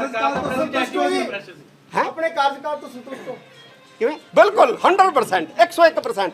ਔਰ ਸ਼੍ਰੋਮਣੀ ਗੁਰਦੁਆਰਾ ਪ੍ਰਬੰਧਕ ਕਮੇਟੀ ਦਾ ਮੈਂ ਧੰਨਵਾਦ ਕਰੂੰ। ਪਵਿੱਤਰ ਗੁਰਬਾਣੀ ਦੇ ਪ੍ਰਸਾਰਣ ਬਾਰੇ ਪੰਜਾਬ ਸਰਕਾਰ ਦੇ ਵੱਲੋਂ ਪਾਸ ਕੀਤੇ ਬਿੱਲ ਬਾਰੇ ਜਥੇਦਾਰ ਨੇ ਕਿਹਾ ਕਿ ਉਹ ਬਿੱਲ ਹੈ ਜਿਹੜਾ ਵੈਲਿਡ ਹੈ ਜਾਂ ਨਹੀਂ ਇਹ ਤਾਂ ਗੁਰਦੁਆਰਾ ਐਕਟ ਦੇ ਮਾਹਿਰ ਹੀ ਦੱਸ ਸਕਦੇ ਨੇ, ਪਰ ਕਹਿੰਦੇ ਮੈਂ ਇੰਨਾ ਜ਼ਰੂਰ ਕਹੂੰਗਾ ਕਿ ਸਾਨੂੰ ਅਜਿਹੀ ਸਥਿਤੀ ਬਣਨ ਤੋਂ ਗੁਰੇਜ਼ ਕਰਨਾ ਚਾਹੀਦਾ ਸੀ। ਅਜਿਹੀਆਂ ਸਥਿਤੀਆਂ ਨਹੀਂ ਬਣਨੀਆਂ ਚਾਹੀਦੀਆਂ ਸੀ। 1925 ਗੁਰਦੁਆਰਾ ਐਕਟ ਦਾ ਕਹਿੰਦੇ ਮਜ਼ਾਕ ਬਣਾ ਕੇ ਰੱਖ ਦਿੱਤਾ ਕਿਉਂਕਿ ਮਾਸਟਰ ਤਾਰਾ ਸਿੰਘ ਤੇ ਨਹਿਰੂ ਦੇ ਦਰਮਿਆਨ 1959 ਦੇ ਵਿੱਚ ਇੱਕ ਸਮਝੌਤਾ ਹੋਇਆ ਸੀ। ਉਹਦੇ ਵਿੱਚ ਮੱਦ ਦਰਜ ਕੀਤੀ ਗਈ ਸੀ ਕਿ ਕੋਈ ਵੀ ਸੋਧ ਐਸਜੀਪੀਸੀ ਦੇ ਹਾਊਸ ਦੇ ਵਿੱਚ ਪਾਸ ਕੀਤੇ ਬਿਨਾ ਕੋਈ ਸਰਕਾਰ ਨਹੀਂ ਕਰ ਸਕਦੀ। ਕਦੇ ਕਿਸੇ ਸਰਕਾਰ ਨੇ ਅੱਜ ਤੱਕ ਕੀਤੀ ਵੀ ਨਹੀਂ। ਇਹ ਕਹਿੰਦੇ ਪਹਿਲੀ ਵਾਰੀ ਹੋਇਆ ਹੈ। ਹਰਿਆਣਾ ਸਰਕਾਰ ਨੇ ਵੱਖਰੀ ਗੁਰਦੁਆਰਾ ਕਮੇਟੀ ਬਣਾ ਲਈ ਹੈ, ਪਰ 1925 ਦੇ ਐਕਟ ਤਹਿਤ ਹਰਿਆਣਾ ਦੇ ਗੁਰਦੁਆਰਿਆਂ ਦਾ ਜੋ ਪ੍ਰਬੰਧ ਸ਼੍ਰੋਮਣੀ ਕਮੇਟੀ ਕਰ ਰਹੀ ਸੀ ਉਹ ਕਿਸੇ ਵੀ ਢੰਗ ਨਾਲ ਕਮੇਟੀ ਤੋਂ ਖੋਹੇ ਨਹੀਂ ਜਾ ਸਕਦੇ। ਦਾੜੀ ਵਾਲੇ ਮਸਲੇ ਨੂੰ ਕੋਈ ਖਾਸ ਤਵੱਜੋ ਨਾ ਦਿੰਦਿਆਂ ਜਥੇਦਾਰ ਨੇ ਇਸ ਨੂੰ ਬੇਮਾਇਨੇ ਜੀ ਗੱਲ ਦੱਸਿਆ। ਦੇਖੋ ਪੰਜਾਬ ਸਰਕਾਰ ਨੇ ਜਿਹੜਾ ਬਿੱਲ ਪਾਸ ਕੀਤਾ ਹੈ ਉਹ ਵੈਲਿਡ ਹੈ ਜਾਂ ਨਹੀਂ ਵੈਲਿਡ ਹੈ ਇਹ ਤਾਂ ਜਿਹੜੇ ਕਾਨੂੰਨ ਦੇ ਮਾਹਰ ਹੈ ਜਾਂ ਗੁਰਦੁਆਰਾ ਐਕਟ ਦੇ ਜਿਹੜੇ ਮਾਹਰ ਹੈ ਉਹ ਦੱਸ ਸਕਦੇ ਨੇ। ਪਰ ਮੈਂ ਇੰਨਾ ਜ਼ਰੂਰ ਕਹੂੰਗਾ ਕਿ ਸਾਨੂੰ ਇਸ ਤਰ੍ਹਾਂ ਦੀਆਂ ਪਰਿਸਥਿਤੀਆਂ ਬਣਨ ਤੋਂ ਗੁਰੇਜ਼ ਕਰਨਾ ਚਾਹੀਦਾ ਸੀ, ਰੋਕਣਾ ਚਾਹੀਦਾ ਸੀ। ਪਰਿਸਥਿਤੀਆਂ ਬਣਨੀਆਂ ਨਹੀਂ ਸੀ ਚਾਹੀਦੀਆਂ ਕਿ ਸਰਕਾਰ ਨੂੰ ਇਹ ਕੰਮ ਕਰਨ ਦੀ ਜਿਹੜੀ ਹੈ ਉਹ ਲੋੜ ਪਈ। ਇਹ 1925 ਜਿਹੜਾ ਗੁਰਦੁਆਰਾ ਐਕਟ ਹੈ ਉਹਦਾ ਮਜ਼ਾਕ ਬਣਾ ਕੇ ਰੱਖ ਦਿੱਤਾ ਗਿਆ ਕਿਉਂਕਿ ਮਾਸਟਰ ਤਾਰਾ ਸਿੰਘ ਤੇ ਨਹਿਰੂ ਦੇ ਦਰਮਿਆਨ 1959 ਦੇ ਵਿੱਚ ਜਨਵਰੀ ਦੇ ਵਿੱਚ ਇੱਕ ਕੰਪਰੋਮਾਈਜ਼ ਹੋਇਆ ਸੀ ਜਿਹਨੂੰ ਮਾਸਟਰ ਤਾਰਾ ਸਿੰਘ ਨਹਿਰੂ ਪੈਕਟ ਕਹਿੰਦੇ ਆ। ਉਹਦੇ ਵਿੱਚ ਇਹ ਮੱਦ ਜਿਹੜੀ ਹੈ ਦਰਜ ਕੀਤੀ ਗਈ ਸੀ ਕਿ ਕੋਈ ਵੀ ਅਮੈਂਡਮੈਂਟ ਜਿਹੜੀ ਹੈ ਉਹ ਸ਼੍ਰੋਮਣੀ ਗੁਰਦੁਆਰਾ ਪ੍ਰਬੰਧਕ ਕਮੇਟੀ ਦੇ ਹਾਊਸ 'ਚ ਪਾਸ ਕੀਤੇ ਬਿਨਾ ਕੋਈ ਵੀ ਸਰਕਾਰ ਜਿਹੜੀ ਹੈ ਉਹ ਨਹੀਂ ਕਰ ਸਕਦੀ ਕਿਉਂਕਿ 1925 ਐਕਟ ਦੇ ਤਹਿਤ ਹਰਿਆਣੇ ਦੇ ਗੁਰਦੁਆਰੇ ਜਿਹੜੇ ਹੈ ਉਹ ਨੋਟੀਫਾਈਡ ਹੈ ਔਰ ਜਿੰਨਾ ਚਿਰ ਉਹ ਡੀ ਨੋਟੀਫਾਈਡ ਨਹੀਂ ਹੁੰਦੇ ਉਹ ਪ੍ਰਬੰਧ ਜਿਹੜਾ ਉਹਨਾਂ ਦਾ ਇਨਲੀਗਲ ਹੈ ਔਰ ਡੀ ਨੋਟੀਫਾਈਡ ਗੁਰਦੁਆਰੇ ਕਰਨ ਦਾ ਅਧਿਕਾਰ ਜਿਹੜਾ ਹੈ ਉਹ ਭਾਰਤੀ ਸੰਸਦ ਕੋਲ ਸੀ। ਸ਼੍ਰੋਮਣੀ ਗੁਰਦੁਆਰਾ ਪ੍ਰਬੰਧਕ ਕਮੇਟੀ ਨੂੰ ਸੁਪਰੀਮ ਕੋਰਟ ਦੇ ਵਿੱਚ ਇਹ ਪੀਐਲ ਪਾਉਣੀ ਚਾਹੀਦੀ ਹੈ ਕਿ ਜਿੰਨਾ ਚਿਰ ਹਰਿਆਣਾ ਗੁਰਦੁਆਰਾ ਪ੍ਰਬੰਧਕ ਕਮੇਟੀ ਦੇ ਜਿਹੜੇ ਗੁਰਦੁਆਰੇ ਹੈ ਉਹ ਜਦੋਂ ਡੀ ਨੋਟੀਫਾਈ ਨਹੀਂ ਹੋਏ ਅਜੇ ਵੀ ਐਕਟ 1985 ਦੇ ਅੰਡਰ ਉਹ ਨੋਟੀਫਾਈ ਹੈ ਤੇ ਉਹ ਪ੍ਰਬੰਧ ਜਿਹੜਾ ਉਹ ਕਿਵੇਂ ਸੰਭਾਲ ਸਕਦੇ ਆ। ਜਥੇਦਾਰ ਹਰਪ੍ਰੀਤ ਸਿੰਘ ਨੇ ਅਕਾਲੀ ਲੀਡਰ ਵਿਰਸਾ ਸਿੰਘ ਵਲਟੋਹਾ ਬਾਰੇ ਬੋਲਦਿਆਂ ਕਿਹਾ ਕਿ ਜਿਵੇਂ ਵਿਰਸਾ ਸਿੰਘ ਵਲਟੋਹਾ ਨੇ ਆਪਣੇ ਫੇਸਬੁੱਕ ਦੇ ਉੱਤੇ ਪਾਇਆ ਸੀ ਕਿ ਜਥੇਦਾਰ ਕਿਹੋ ਜਿਹਾ ਹੋਣਾ ਚਾਹੀਦਾ ਹੈ ਤਾਂ ਕਹਿੰਦੇ ਮੈਨੂੰ ਲੱਗਦਾ ਹੈ ਕਿ ਵਿਰਸਾ ਸਿੰਘ ਵਲਟੋਹਾ ਦੇ ਵਿੱਚ ਇਸ ਵਕਤ ਜ਼ਿਆਦਾ ਦਲੇਰੀ ਤੇ ਜ਼ਿਆਦਾ ਹਿੰਮਤ ਹੈ। ਇਸ ਲਈ ਕਹਿੰਦੇ ਮੈਂ ਸ਼੍ਰੋਮਣੀ ਕਮੇਟੀ ਨੂੰ ਕਹੂੰਗਾ ਕਿ ਉਹ ਸ਼੍ਰੀ ਅਕਾਲ ਤਖਤ ਸਾਹਿਬ ਦੇ ਬਤੌਰ ਜਥੇਦਾਰ ਦੀ ਸੇਵਾ ਵਲਟੋਹਾ ਨੂੰ ਹੀ ਲਾ ਦੇਣ ਤਾਂ ਜੋ ਉਹਨਾਂ ਨੇ ਜੋ ਕੁਝ ਵੀ ਕਰਾਉਣਾ ਹੋਵੇ ਉਹ ਕਰਵਾ ਲੈਣ। ਦਰਅਸਲ ਵਿਰਸਾ ਸਿੰਘ ਵਲਟੋਹਾ ਨੇ ਆਪਣੇ ਫੇਸਬੁੱਕ ਪੇਜ ਤੇ ਪਾਇਆ ਸੀ ਕਿ ਜ਼ਰੂਰੀ ਨਹੀਂ ਕਿ ਜਥੇਦਾਰ ਕਥਾਵਾਚਕ ਪ੍ਰਚਾਰਕ ਗਿਆਨੀ ਗ੍ਰੰਥੀ ਤਗੜਾ ਬੁਲਾਰਾ ਜਾਂ ਫਿਰ ਵਧੀਆ ਲੱਛੇਦਾਰ ਭਾਸ਼ਣ ਕਰਨ ਵਾਲਾ ਹੀ ਹੋਵੇ। ਕਹਿੰਦੇ ਜਥੇਦਾਰ ਦੇ ਵਿੱਚ ਸਭ ਤੋਂ ਵੱਧ ਬੇਬਾਕੀ ਚਾਹੀਦੀ ਹੈ, ਹਿੰਮਤ ਚਾਹੀਦੀ ਹੈ, ਨਿਡਰਤਾ ਚਾਹੀਦੀ ਹੈ। ਦੇਖੋ ਉਹਨੇ ਮੈਨੂੰ ਕਿਸੇ ਜਾਣਕਾਰੀ ਦਿੱਤੀ ਹੈ ਵੀ ਵਿਰਸਾ ਸਿੰਘ ਵਲਟੋਏ ਨੇ ਆਪਣੀ ਇੱਕ ਵਾਲ ਦੇ ਉੱਤੇ ਪਾਇਆ ਕਿ ਜਥੇਦਾਰ ਲਈ ਕਥਾਵਾਚਕ ਗ੍ਰੰਥੀ ਜਾਂ ਮਤਲਬ ਰਾਗੀ ਹੋਣਾ ਜਾਂ ਵਿਦਵਾਨ ਹੋਣਾ ਕੋਈ ਬਹੁਤਾ ਜ਼ਰੂਰੀ ਨਹੀਂ ਹੈ। ਜਥੇਦਾਰ ਨੂੰ ਦਲੇਰ ਹੋਣਾ ਚਾਹੀਦਾ ਹੈ, ਜਥੇਦਾਰ ਨੂੰ ਹਿੰਮਤ ਵਾਲਾ ਹੋਣਾ ਚਾਹੀਦਾ ਹੈ ਤੇ ਮੈਨੂੰ ਲੱਗਦਾ ਹੈ ਕਿ ਇਸ ਵਕਤ ਵਿਰਸਾ ਸਿੰਘ ਵਲਟੋਏ 'ਚ ਦਲੇਰੀ ਹਿੰਮਤ ਬਹੁਤ ਜ਼ਿਆਦਾ ਹੈ ਤੇ ਮੈਂ ਸ਼੍ਰੋਮਣੀ ਕਮੇਟੀ ਨੂੰ ਕਹੂੰਗਾ ਕਿ ਉਹ ਸ੍ਰੀ ਅਕਾਲ ਤਖਤ ਸਾਹਿਬ ਦੀ ਬਤੌਰ ਜਥੇਦਾਰ ਸੇਵਾ ਜਿਹੜੀ ਆ ਉਹ ਵਿਰਸਾ ਸਿੰਘ ਵਲਟੋਏ ਨੂੰ ਦੇ ਦੇ ਤੇ ਤਾਂ ਕਿ ਜਿਹੜਾ ਕੋਈ ਉਹਨਾਂ ਨੇ ਕਰਾਉਣਾ ਹੈਗਾ ਕਰਾ ਲੈਣ। ਅਕਾਲੀ ਲੀਡਰ ਵਿਰਸਾ ਸਿੰਘ ਵਲਟੋਹਾ ਨੇ ਵੀ ਜਥੇਦਾਰ ਦਾ ਜਵਾਬ ਦਿੱਤਾ। ਕਹਿੰਦੇ ਮੈਂ ਉਹਨਾਂ ਦੇ ਉੱਤੇ ਕਿਸੇ ਤਰੀਕੇ ਦਾ ਸਵਾਲ ਖੜਾ ਕਰਨ ਬਾਰੇ ਤਾਂ ਸੋਚ ਹੀ ਨਹੀਂ ਸਕਦਾ। ਮੈਂ ਤਾਂ ਕਹਿੰਦੇ ਸਿਰਫ ਆਪਣੀਆਂ ਭਾਵਨਾਵਾਂ ਦਾ ਪ੍ਰਗਟਾਵਾ ਕੀਤਾ ਸੀ ਕਿਉਂਕਿ ਸਿੱਖ ਕੌਮ ਦੇ ਅੰਦਰ ਇੱਕ ਰਵਾਇਤ ਬਣ ਗਈ ਹੈ ਕਿ ਤਖਤਾਂ ਦੇ ਜਿਹੜੇ ਜਥੇਦਾਰ ਨਿਯੁਕਤ ਕੀਤੇ ਜਾਂਦੇ ਨੇ ਜਾਂ ਤਾਂ ਉਹ ਗ੍ਰੰਥੀ ਸਿੰਘ ਹੁੰਦੇ ਨੇ, ਪ੍ਰਚਾਰਕ ਹੁੰਦੇ ਨੇ, ਇਹਨਾਂ ਦੇ ਵਿੱਚੋਂ ਹੀ ਆਮ ਕਰਕੇ ਚੋਣ ਕੀਤੀ ਜਾਂਦੀ ਹੈ। ਜਦਕਿ ਕਹਿੰਦੇ ਇਹ ਸਭ ਕੁਝ ਜਥੇਦਾਰ ਦੇ ਵਿੱਚ ਹੋਣਾ ਜ਼ਰੂਰੀ ਨਹੀਂ ਹੈ। ਜਥੇਦਾਰ ਤਾਂ ਅਕਾਲੀ ਬਾਬਾ ਫੂਲਾ ਸਿੰਘ ਜੀ ਦੀ ਸੋਚ ਉੱਤੇ ਚੱਲਣ ਵਾਲਾ ਹੋਣਾ ਚਾਹੀਦਾ ਹੈ। ਸਿੰਘ ਸਾਹਿਬ ਅਕਾਲ ਤਖਤ ਦੇ ਭਾਵੇਂ ਮੌਜੂਦਾ ਹੁਣ ਭਾਵੇਂ ਸਾਬਕਾ ਹੁਣ ਉਹਨਾਂ ਦਾ ਸਤਿਕਾਰ ਕਰਦੇ ਆ, ਕਰਦੇ ਰਹਾਂਗੇ ਤੇ ਅੱਜ ਵੀ ਕਰਦੇ ਆ ਗਿਆਨੀ ਹਰਪ੍ਰੀਤ ਸਿੰਘ ਉਹਨਾਂ ਦਾ। ਤੇ ਮੈਂ ਉਹਨਾਂ ਨੂੰ ਵੀ ਬਹੁਤ ਹੱਥ ਜੋੜ ਕੇ ਸਿਰਮੇਰ ਬੇਨਤੀ ਕਰੂੰਗਾ ਕਿ ਫਰੀਦਾ ਬੁਰੇ ਦਾ ਭਲਾ ਕਰ, ਗੁੱਸਾ ਮਨ ਨਾ ਹੰਡਾਏ, ਦੇਹੀ ਰੋਗ ਨਾ ਲੱਗੀ ਪੱਲੇ ਸਭ ਕੁਝ ਪਾਏ, ਜੋ ਤੈ ਮਾਰਨ ਮੁੱਕੀਆਂ ਤਿਨਾਂ ਨਾ ਮਾਰੀ ਘੁੰਮ, ਘਰ ਆਪਣੇ ਲੈ ਜਾਈਏ ਪੈਰ ਤਿਨਾਂ ਦੇ ਚੁੰਮ। ਜਥੇਦਾਰ ਜੀ ਦੁਨੀਆ ਬਹੁਤ ਕੁਝ ਕਹੂਗੀ, ਸਾਨੂੰ ਵੀ ਕਹਿੰਦੀ ਆ, ਸਾਰੀ ਦੁਨੀਆ ਚੁੱਕੀ ਚਕਾਈ ਅੱਧੀ ਬਾਲ ਸਾਹਿਬ ਨੂੰ ਗਾਲਾਂ ਕੱਢਦੇ। ਬਾਲ ਸਾਹਿਬ ਨੇ ਤਾਂ ਕਦੇ ਜਵਾਬ 'ਚ ਨਾ ਗਾਲਾਂ ਕੱਢੀਆਂ ਸੀ, ਨਾ ਸਰਦਾਰ ਸੁਖਬੀਰ ਸਿੰਘ ਗਾਲਾਂ ਕੱਢਦੇ। ਇਹ ਤਾਂ ਜਿੰਨਾ ਵੱਡਾ ਸਥਾਨ ਓਡਾ ਵੱਡਾ ਹਿਰਦਾ ਤੇ ਸੋਚ ਰੱਖਣੀ ਪੈਂਦੀ ਹੈ। ਤੇ ਤੁਸੀਂ ਪੰਥ ਦੀ ਬਹੁਤ ਵੱਡੀ ਸੇਵਾ ਨਿਭਾ ਰਹੇ ਹੋ ਤੇ ਨਿਭਾਈ ਹੈ। ਤੁਹਾਤੋਂ ਵੀ ਪੰਥ ਇਹੀ ਉਮੀਦ ਕਰਦਾ ਹੈ। ਸ਼੍ਰੋਮਣੀ ਗੁਰਦੁਆਰਾ ਪ੍ਰਬੰਧਕ ਕਮੇਟੀ ਦੇ ਜਨਰਲ ਸਕੱਤਰ ਗੁਰਚਰਨ ਸਿੰਘ ਗਰੇਵਾਲ ਨੇ ਜਥੇਦਾਰ ਸਾਹਿਬ ਦੇ ਇਸ ਬਿਆਨ ਦੇ ਉੱਤੇ ਕੋਈ ਵੀ ਟਿੱਪਣੀ ਨਹੀਂ ਕੀਤੀ। ਕਹਿੰਦੇ ਜਥੇਦਾਰ ਸਾਹਿਬਾਨਾਂ ਦੇ ਬਿਆਨ ਦੇ ਉੱਤੇ ਉਹ ਖੁਦ ਹੀ ਟਿੱਪਣੀ ਕਰ ਸਕਦੇ ਨੇ ਜਾਂ ਜਵਾਬ ਦੇ ਸਕਦੇ ਨੇ, ਮੈਂ ਨਹੀਂ ਦੇ ਸਕਦਾ। ਗੁਰਬਾਣੀ ਪ੍ਰਸਾਰਣ ਦੇ ਮਸਲੇ ਦੇ ਉੱਤੇ ਸ਼੍ਰੋਮਣੀ ਗੁਰਦੁਆਰਾ ਪ੍ਰਬੰਧਕ ਕਮੇਟੀ ਦੇ ਵਫਦ ਨੇ ਰਾਜਪਾਲ ਬਨਵਾਰੀ ਲਾਲ ਪੁਰੋਹਿਤ ਦੇ ਨਾਲ ਵੀ ਮੁਲਾਕਾਤ ਕੀਤੀ। ਵਫਦ ਦੀ ਅਗਵਾਈ ਐਸਜੀਪੀਸੀ ਦੇ ਪ੍ਰਧਾਨ ਐਡਵੋਕੇਟ ਹਰਜਿੰਦਰ ਸਿੰਘ ਧਾਮੀ ਨੇ ਕੀਤੀ। ਇਸ ਮੁਲਾਕਾਤ ਤੋਂ ਬਾਅਦ ਧਾਮੀ ਨੇ ਜਾਣਕਾਰੀ ਦਿੰਦਿਆਂ ਦੱਸਿਆ ਕਿ ਅਸੀਂ ਗਵਰਨਰ ਸਾਹਿਬ ਨੂੰ ਕਿਹਾ ਹੈ ਕਿ ਵਿਧਾਨ ਸਭਾ ਦੇ ਵਿੱਚ ਸਰਕਾਰ ਨੇ ਜਿਹੜਾ ਸਿੱਖ ਗੁਰਦੁਆਰਾ ਸੋਧ ਐਕਟ ਪਾਸ ਕੀਤਾ ਹੈ, ਤੁਸੀਂ ਇਸ ਨੂੰ ਪ੍ਰਵਾਨ ਕਰਨ ਦੀ ਬਜਾਏ ਇਸ ਨੂੰ ਖਾਰਜ ਕਰ ਦਿਓ, ਕਿਉਂਕਿ ਸਿੱਖ ਗੁਰਦੁਆਰਾ ਐਕਟ ਕੇਂਦਰ ਦਾ ਮੁੱਦਾ ਹੈ, ਸਟੇਟ ਸਬਜੈਕਟ ਹੀ ਨਹੀਂ ਹੈ। ਸਿੱਖ ਗੁਰਦੁਆਰਾ ਐਕਟ ਦੇ ਵਿੱਚ ਸਿਰਫ ਦੇਸ਼ ਦੀ ਪਾਰਲੀਮੈਂਟ ਹੀ ਸੋਧ ਕਰ ਸਕਦੀ ਹੈ, ਪਰ ਪੰਜਾਬ ਸਰਕਾਰ ਨੇ ਕਹਿੰਦੇ ਗੈਰ ਕਾਨੂੰਨੀ ਤਰੀਕੇ ਦੇ ਨਾਲ ਸੋਧ ਕੀਤੀ ਹੈ। ਪਾਰਲੀਮੈਂਟ ਵੀ ਕਹਿੰਦੇ ਤਾਂ ਸੋਧ ਕਰ ਸਕਦੀ ਹੈ ਜੇ ਐਸਜੀਪੀਸੀ ਦੇ ਇਜਲਾਸ ਦੇ ਵਿੱਚ ਮਤਾ ਪਾਸ ਹੋਵੇ। ਇਸੇ ਲਈ ਕਹਿੰਦੇ ਅਸੀਂ ਰਾਜਪਾਲ ਨੂੰ ਕਿਹਾ ਹੈ ਕਿ ਜਦੋਂ ਤੁਹਾਡੇ ਕੋਲ ਸੋਧ ਵਾਲਾ ਬਿੱਲ ਆਵੇਗਾ ਤਾਂ ਇਸ ਨੂੰ ਨਾ ਮਨਜ਼ੂਰ ਕਰ ਦਿੱਤਾ ਜਾਵੇ। ਇਹ ਐਸਜੀਪੀਸੀ ਦੀ ਮੰਗ ਹੈ। ਪੰਜਾਬ ਸਰਕਾਰ ਨੇ 20 ਜੂਨ ਨੂੰ ਵਿਧਾਨ ਸਭਾ ਦੇ ਖਾਸ ਇਜਲਾਸ ਦੇ ਵਿੱਚ ਸਿੱਖ ਗੁਰਦੁਆਰਾ ਐਕਟ 1925 ਦੇ ਵਿੱਚ ਸੈਕਸ਼ਨ 125A ਧਾਰਾ ਜੋੜ ਕੇ ਇਹਦੇ ਵਿੱਚ ਸੋਧ ਕੀਤੀ ਹੈ, ਜਿਸ ਨੂੰ ਐਸਜੀਪੀਸੀ ਨੇ ਖਾਰਜ ਕਰ ਦਿੱਤਾ ਹੈ। ਕਈ ਵਿਰੋਧੀ ਪਾਰਟੀਆਂ ਨੇ ਵੀ ਸਖਤ ਇਤਰਾਜ਼ ਜਤਾਇਆ ਹੈ। ਤੇ ਉਹਦੀ ਜੇ ਪਰਿਭਾਸ਼ਾ ਕਰਦੇ ਸਾਫ ਸੂਰਤ ਕੌਣ ਹੁੰਦਾ ਜਿਹੜਾ ਰੋਮਾਂ ਦੀ ਬੇਅਦਬੀ ਨਾ ਕਰਦਾ ਹੋਵੇ ਤੇ ਫਿਰ ਸਿਰ ਤੇ ਦਸਤਾਰ ਹੋਵੇ। ਤੇ ਇਹਨੂੰ ਐਲੈਬੋਰੇਟ ਫਿਰ ਗੁਰੂ 10ਵੇਂ ਪਾਤਸ਼ਾਹ ਨੇ ਖੰਡੇ ਬਾਟੇ ਦੀ ਪੌਲ ਦੇ ਕੇ ਕਕਾਰਾਂ ਦੀ ਬੇਅਦਬੀ ਨਹੀਂ ਕਰਨੀ, ਇਹਨੂੰ ਸੰਪੂਰਨ ਕੀਤਾ। ਤੇ ਫਿਰ ਆਪਾਂ ਮੁੱਖ ਮੰਤਰੀ ਵੀ ਆ ਤੇ ਫਿਰ ਆਪਾਂ ਉੱਥੇ ਹਾਊਸ ਦੇ ਵਿੱਚ, ਮੈਂ ਤਾਂ ਕਹਿੰਦਾ ਨਹੀਂ, ਤੁਸੀਂ ਦੇਖਿਆ ਹੋਣਾ ਵੀ ਕਿਵੇਂ ਉਹ ਜਿਹੜਾ ਆ ਸਾਰਾ ਉਹ ਸੀਨ ਜਿਹਾ ਸਿਨੈਰੀਓ ਜਿਹਾ ਬਣਾਇਆ। ਸੋ ਅਸੀਂ ਆਪਣੇ ਗਵਰਨਰ ਸਾਹਿਬ ਨੂੰ ਮੈਮੋਰੈਂਡਮ ਦੇ ਕੇ ਆਏ ਆ, ਉਹ ਹੁਣ ਦੇਖਦੇ ਆ ਉਹ ਤੇ ਗਾਹਾਂ ਕੀ ਐਕਸ਼ਨ ਕਰਦੇ ਆ।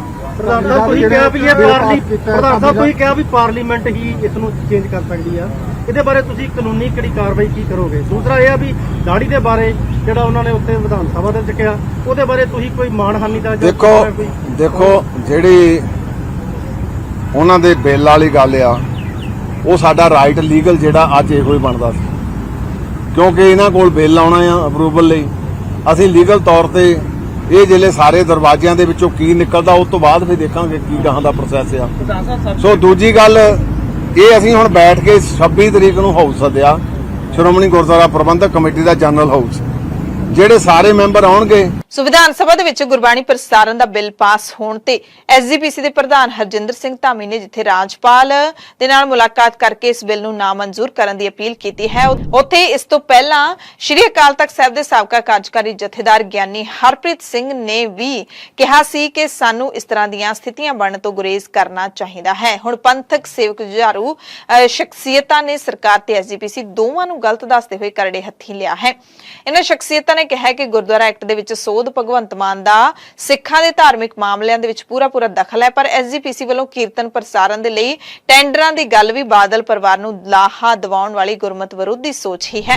ਪੰਥਕ ਸ਼ਖਸੀਅਤਾਂ ਭਾਈ ਦਲਜੀਤ ਸਿੰਘ ਬਿੱਟੂ, ਭਾਈ ਨਰਾਇਣ ਸਿੰਘ ਸਮੇਤ ਹੋਰਨਾਂ ਨੇ ਕਿਹਾ ਕਿ ਪੈਸੇ ਦੀ ਥਾਂ ਨਿਰੋਲ ਧਾਰਮਿਕ ਚੈਨਲ ਗੁਰਬਾਣੀ ਦਾ ਪ੍ਰਸਾਰਣ ਕਰੇ। ਤੁਰਕੀ ਪਵਿੱਤਰ ਗੁਰਬਾਣੀ ਦਾ ਪ੍ਰਸਾਰਣ ਕਰਨ ਲਈ ਅਜਿਹਾ ਪ੍ਰਬੰਧ ਸਿਰਜਿਆ ਜਾਵੇ ਕਿ ਗੁਰਬਾਣੀ ਪ੍ਰਸਾਰਣ ਸਿੱਖਾਂ ਦੇ ਆਪਣੇ ਅਜਿਹੇ ਚੈਨਲ ਤੋਂ ਹੋਵੇ ਜਿਹੜਾ ਨਿਰੋਲ ਗੁਰਬਾਣੀ ਕੀਰਤਨ ਕਥਾ ਤੇ ਗੁਰ ਇਤਿਹਾਸ ਸਮੇਤ ਸਿੱਖ ਇਤਿਹਾਸ ਦੇ ਧਾਰਮਿਕ ਸਮਾਗਮ ਹੀ ਦਿਖਾਵੇ। ਕੋਈ ਵੀ ਜਿਹੜਾ ਵਿਕਾਰੀ ਪ੍ਰੋਗਰਾਮ ਹੈ ਉਹ ਪ੍ਰਸਾਰਿਤ ਨਾ ਕੀਤਾ ਜਾਵੇ। ਨਾਲ ਹੀ ਉਹਨਾਂ ਨੇ ਸਵਾਲ ਵੀ ਖੜਾ ਕੀਤਾ ਕਿ ਐਸਜੀਪੀਸੀ ਦੇ ਕੋਲ ਸਭ ਕੁਝ ਮੌਜੂਦ ਹੈ, ਫਿਰ ਐਸਜੀਪੀਸੀ ਆਪਣਾ ਧਾਰਮਿਕ ਚੈਨਲ ਕਿਉਂ ਨਹੀਂ ਲਿਆ ਰਹੀ? ਐਸਜੀਪੀਸੀ ਕਿਉਂ ਟੈਂਡਰ ਕਰਵਾ ਰਹੀ ਹੈ ਜਦਕਿ ਐਸਜੀਪੀਸੀ ਆਪਣਾ ਚੈਨਲ ਬੜੇ ਹੀ ਆਰਾਮ ਦੇ ਨਾਲ ਚਲਾ ਸਕਦੀ ਹੈ। ਦਮਦਮੀ ਟਕਸਾਲ ਦੇ ਮੁਖੀ ਬਾਬਾ ਹਰਨਾਮ ਸਿੰਘ ਧੁੰਮਾ ਨੇ ਵੀ ਮੁੱਖ ਮੰਤਰੀ ਨੂੰ ਸਲਾਹ ਦਿੱਤੀ ਹੈ ਕਿ ਉਹ ਸਿੱਖਾਂ ਦੇ ਧਾਰਮਿਕ ਮਾਮਲਿਆਂ ਦੇ ਵਿੱਚ ਦਖਲ ਦੇਣ ਤੋਂ ਗੁਰੇਜ਼ ਕਰਨ। ਮੁੱਖ ਮੰਤਰੀ ਭਗਵੰਤ ਮਾਨ ਦੇ ਵੱਲੋਂ ਵਿਧਾਨ ਸਭਾ ਦੇ ਵਿੱਚ ਜਿਹੜਾ ਦਾੜੇ ਨੂੰ ਲੈ ਕੇ ਬਿਆਨ ਦਿੱਤਾ ਸੀ, ਉਹ ਵੀ ਮੁੱਖ ਮੰਤਰੀ ਦਾ ਪਿੱਛਾ ਨਹੀਂ ਛੱਡ ਰਿਹਾ। ਹਰਨਾਮ ਸਿੰਘ ਧੁੰਮਾ ਨੇ ਭਗਵੰਤ ਮਾਨ ਨੂੰ ਦਾੜੀ ਤੇ ਕੇਸਾਂ ਬਾਰੇ ਕੀਤੀ ਟਿੱਪਣੀ ਦੇ ਲਈ ਸਮੁੱਚੀ ਸਿੱਖ ਕੌਮ ਤੋਂ ਮਾਫੀ ਮੰਗਣ ਦੇ ਲਈ ਵੀ ਕਿਹਾ ਹੈ। ਅਕਾਲੀ ਦਲ ਦੀ ਐਮਪੀ ਹਰਸਿਮਰਤ ਕੌਰ ਬਾਦਲ ਨੇ ਵੀ ਇਸ ਮੁੱਦੇ ਤੇ ਮੁੱਖ ਮੰਤਰੀ ਨੂੰ ਤਿੱਖੇ ਸਵਾਲ ਕੀਤੇ ਨੇ। ਫੇਸਬੁੱਕ ਪੇਜ ਤੇ ਲਿਖਿਆ ਕਿ ਮੈਨੂੰ ਯਕੀਨ ਨਹੀਂ ਆ ਰਿਹਾ ਕਿ ਦਸ਼ਮੇਸ਼ ਪਿਤਾ ਦੇ ਵੱਲੋਂ ਬਖਸ਼ੀ ਖਾਲਸਾਈ ਪਹਿਚਾਣ ਦੇ ਅਨਿੱਖੜਵੇਂ ਅੰਗ ਦਾੜਾ ਸਾਹਿਬ ਦੀ ਕਿਸੇ ਨਾਸਤਿਕ ਹੰਕਾਰੀ ਹੁਕਮਰਾਨ ਦੇ ਵੱਲੋਂ ਭਰੀ ਦੁਨੀਆ ਦੇ ਸਾਹਮਣੇ ਚਿੱਟੇ ਦਿਨ ਇਸ ਤਰ੍ਹਾਂ ਸ਼ਰੇਆਮ ਖਿੱਲੀ ਉਡਾਈ ਜਾਵੇ ਤੇ ਅਸੀਂ ਸਾਰੇ ਸਿੱਖ ਚੁੱਪ ਕਰਕੇ ਬੈਠ ਜਾਈਏ। ਸਾਰੀ ਸੰਗਤ ਨੂੰ ਕਹਿੰਦੇ ਇਸ ਦਾ ਵਿਰੋਧ ਕਰਨਾ ਚਾਹੀਦਾ ਹੈ ਤੇ ਬਹੁਤ ਤਿੱਖੇ ਸਵਾਲ ਨੇ ਜਿਹੜੇ ਉਹ ਮੁੱਖ ਮੰਤਰੀ ਦੇ ਨਾਲ ਸਿੱਖ ਕੌਮ ਨੂੰ ਵੀ ਕੀਤੇ ਨੇ। ਕਹਿੰਦੇ ਜਿਸ ਦਾੜਾ ਸਾਹਿਬ ਦੀ ਭਗਵੰਤ ਮਾਨ ਨੇ ਖਿੱਲੀ ਉਡਾਈ ਹੈ ਉਹ ਗੁਰੂ ਚਰਨਾਂ ਦੇ ਧੂੜ ਸਾਫ਼ ਕਰੇ ਤਾਂ ਵੀ ਉਹਦਾ ਮਾਣ ਵੱਧਦਾ ਹੈ। ਸੇ ਦਾੜੀਆਂ ਸੱਚੀਆਂ ਜੇ ਗੁਰਚਰਨੀ ਲਗਨ, ਪਰ ਕਹਿੰਦੇ ਖੁਦ ਆਪਣੀ ਅਣਖ ਨੂੰ ਕਤਲ ਕਰਵਾ ਕੇ ਲਲਾਰੀ ਦੇ ਕੋਲੋਂ ਰੰਗਵਾਉਣ ਵਾਲੇ ਕਿਸੇ ਖੁਦ ਦੇ ਬੰਦੇ ਨੂੰ ਕੋਈ ਸ਼ਰਮਿੰਦਾ ਥੋੜੇ ਕਰ ਸਕਦਾ। ਸੋ ਇਸ ਤਰ੍ਹਾਂ ਦੇ ਜਿਹੜੇ ਨਿੱਜੀ ਹਮਲੇ ਨੇ ਉਹ ਹੁਣ ਹਰਸਿਮਰਤ ਕੌਰ ਬਾਦਲ ਨੇ ਮੁੱਖ ਮੰਤਰੀ ਤੇ ਕੀਤੇ ਨੇ। ਨਸ਼ਿਆਂ ਨੂੰ ਲੈ ਕੇ ਪੰਜਾਬ ਸਰਕਾਰ ਇੱਕ ਨਵੀਂ ਨੀਤੀ ਬਣਾਉਣ ਜਾ ਰਹੀ ਹੈ, ਜਿਸ ਦਾ ਖੁਲਾਸਾ ਪੰਜਾਬ ਦੇ ਸਿਹਤ ਮੰਤਰੀ ਡਾਕਟਰ ਬਲਵੀਰ ਸਿੰਘ ਨੇ ਕੀਤਾ। ਨਸ਼ੇ ਦੀ ਵਰਤੋਂ ਨੂੰ ਅਪਰਾਧ ਮੁਕਤ ਕਰਨ ਤੇ ਸਰਕਾਰ ਵਿਚਾਰ ਕਰ ਰਹੀ ਹੈ, ਪਰ ਇਸ ਦੇ ਕੁਝ ਪੈਮਾਨੇ ਤੈਅ ਕੀਤੇ ਜਾਣਗੇ। ਦਾ ਮਤਲਬ ਇਹ ਨਹੀਂ ਹੋਏਗਾ ਕਿ ਨਸ਼ੇ ਨੂੰ ਜਾਇਜ਼ ਠਹਿਰਾਇਆ ਜਾਵੇਗਾ, ਬਲਕਿ ਨਸ਼ਾ ਗੈਰ ਕਾਨੂੰਨੀ ਹੀ ਰਹੇਗਾ। ਪਰ ਇਸ ਨੀਤੀ ਦਾ ਮਕਸਦ ਹੈ ਕਿ ਨਸ਼ੇ ਦੇ ਪੀੜਤ ਅਤੇ ਨਸ਼ੇ ਦੀ ਮਾਮੂਲੀ ਵਰਤੋਂ ਕਰਨ ਵਾਲੇ ਲੋਕਾਂ ਨੂੰ ਫੜ ਕੇ ਜੇਲ੍ਹ 'ਚ ਨਹੀਂ ਸੁੱਟਿਆ ਜਾਏਗਾ, ਬਲਕਿ ਨਸ਼ਾ ਕੇਂਦਰ ਦੇ ਵਿੱਚ ਸੁਧਾਰਨ ਦੇ ਲਈ ਭੇਜਿਆ ਜਾਵੇਗਾ।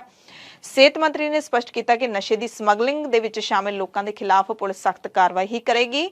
ਨਸ਼ੇ ਦੀ ਪਰੇਸ਼ਾਨੀ ਨੇ ਕਹਿੰਦੇ ਪੰਜਾਬ ਦੀ ਵੱਡੀ ਆਬਾਦੀ ਨੂੰ ਪ੍ਰਭਾਵਿਤ ਕੀਤਾ ਹੈ, ਸਾਡਾ ਵਿਕਾਸ ਰੁਕ ਗਿਆ ਹੈ ਤੇ ਸਾਡਾ ਮਕਸਦ ਪੀੜਤਾਂ ਨੂੰ ਪਰੇਸ਼ਾਨ ਕਰਨਾ ਨਹੀਂ, ਬਲਕਿ ਸਮਗਲਰਾਂ ਨੂੰ, ਵੱਡੀਆਂ ਮੱਛੀਆਂ ਨੂੰ ਫੜਨਾ ਹੈ ਜੋ ਸੂਬੇ ਨੂੰ ਨਸ਼ੇ ਦੀ ਲੱਤ ਵਿੱਚ ਧਕੇਲ ਰਹੇ ਨੇ। ਇਸ ਤੋਂ ਪਹਿਲਾਂ ਮੁੱਖ ਮੰਤਰੀ ਭਗਵੰਤ ਮਾਨ ਨੇ ਵੀ ਕਿਹਾ ਸੀ ਕਿ ਉਹਨਾਂ ਦੀ ਸਰਕਾਰ ਨਸ਼ਾ ਪੀੜਤਾਂ ਦੇ ਨਾਲ ਹਮਦਰਦੀ ਦੀ ਨਜ਼ਰ ਦੇ ਨਾਲ ਦੇਖੇਗੀ, ਜਦਕਿ ਸਮਗਲਰਾਂ ਦੇ ਖਿਲਾਫ ਸਖਤ ਕਾਰਵਾਈ ਹੋਵੇਗੀ। ਮੁੱਖ ਮੰਤਰੀ ਨੇ ਕਿਹਾ ਕਿ ਨੌਜਵਾਨਾਂ ਨੂੰ ਨਸ਼ੇ ਤੋਂ ਕੱਢਣਾ ਹੈ ਤਾਂ ਉਹਨਾਂ ਦੀ ਮਜਬੂਰੀ ਸਮਝਣੀ ਪਵੇਗੀ, ਉਹਨਾਂ ਦੇ ਨਾਲ ਖੜਾ ਹੋਣਾ ਪਵੇਗਾ।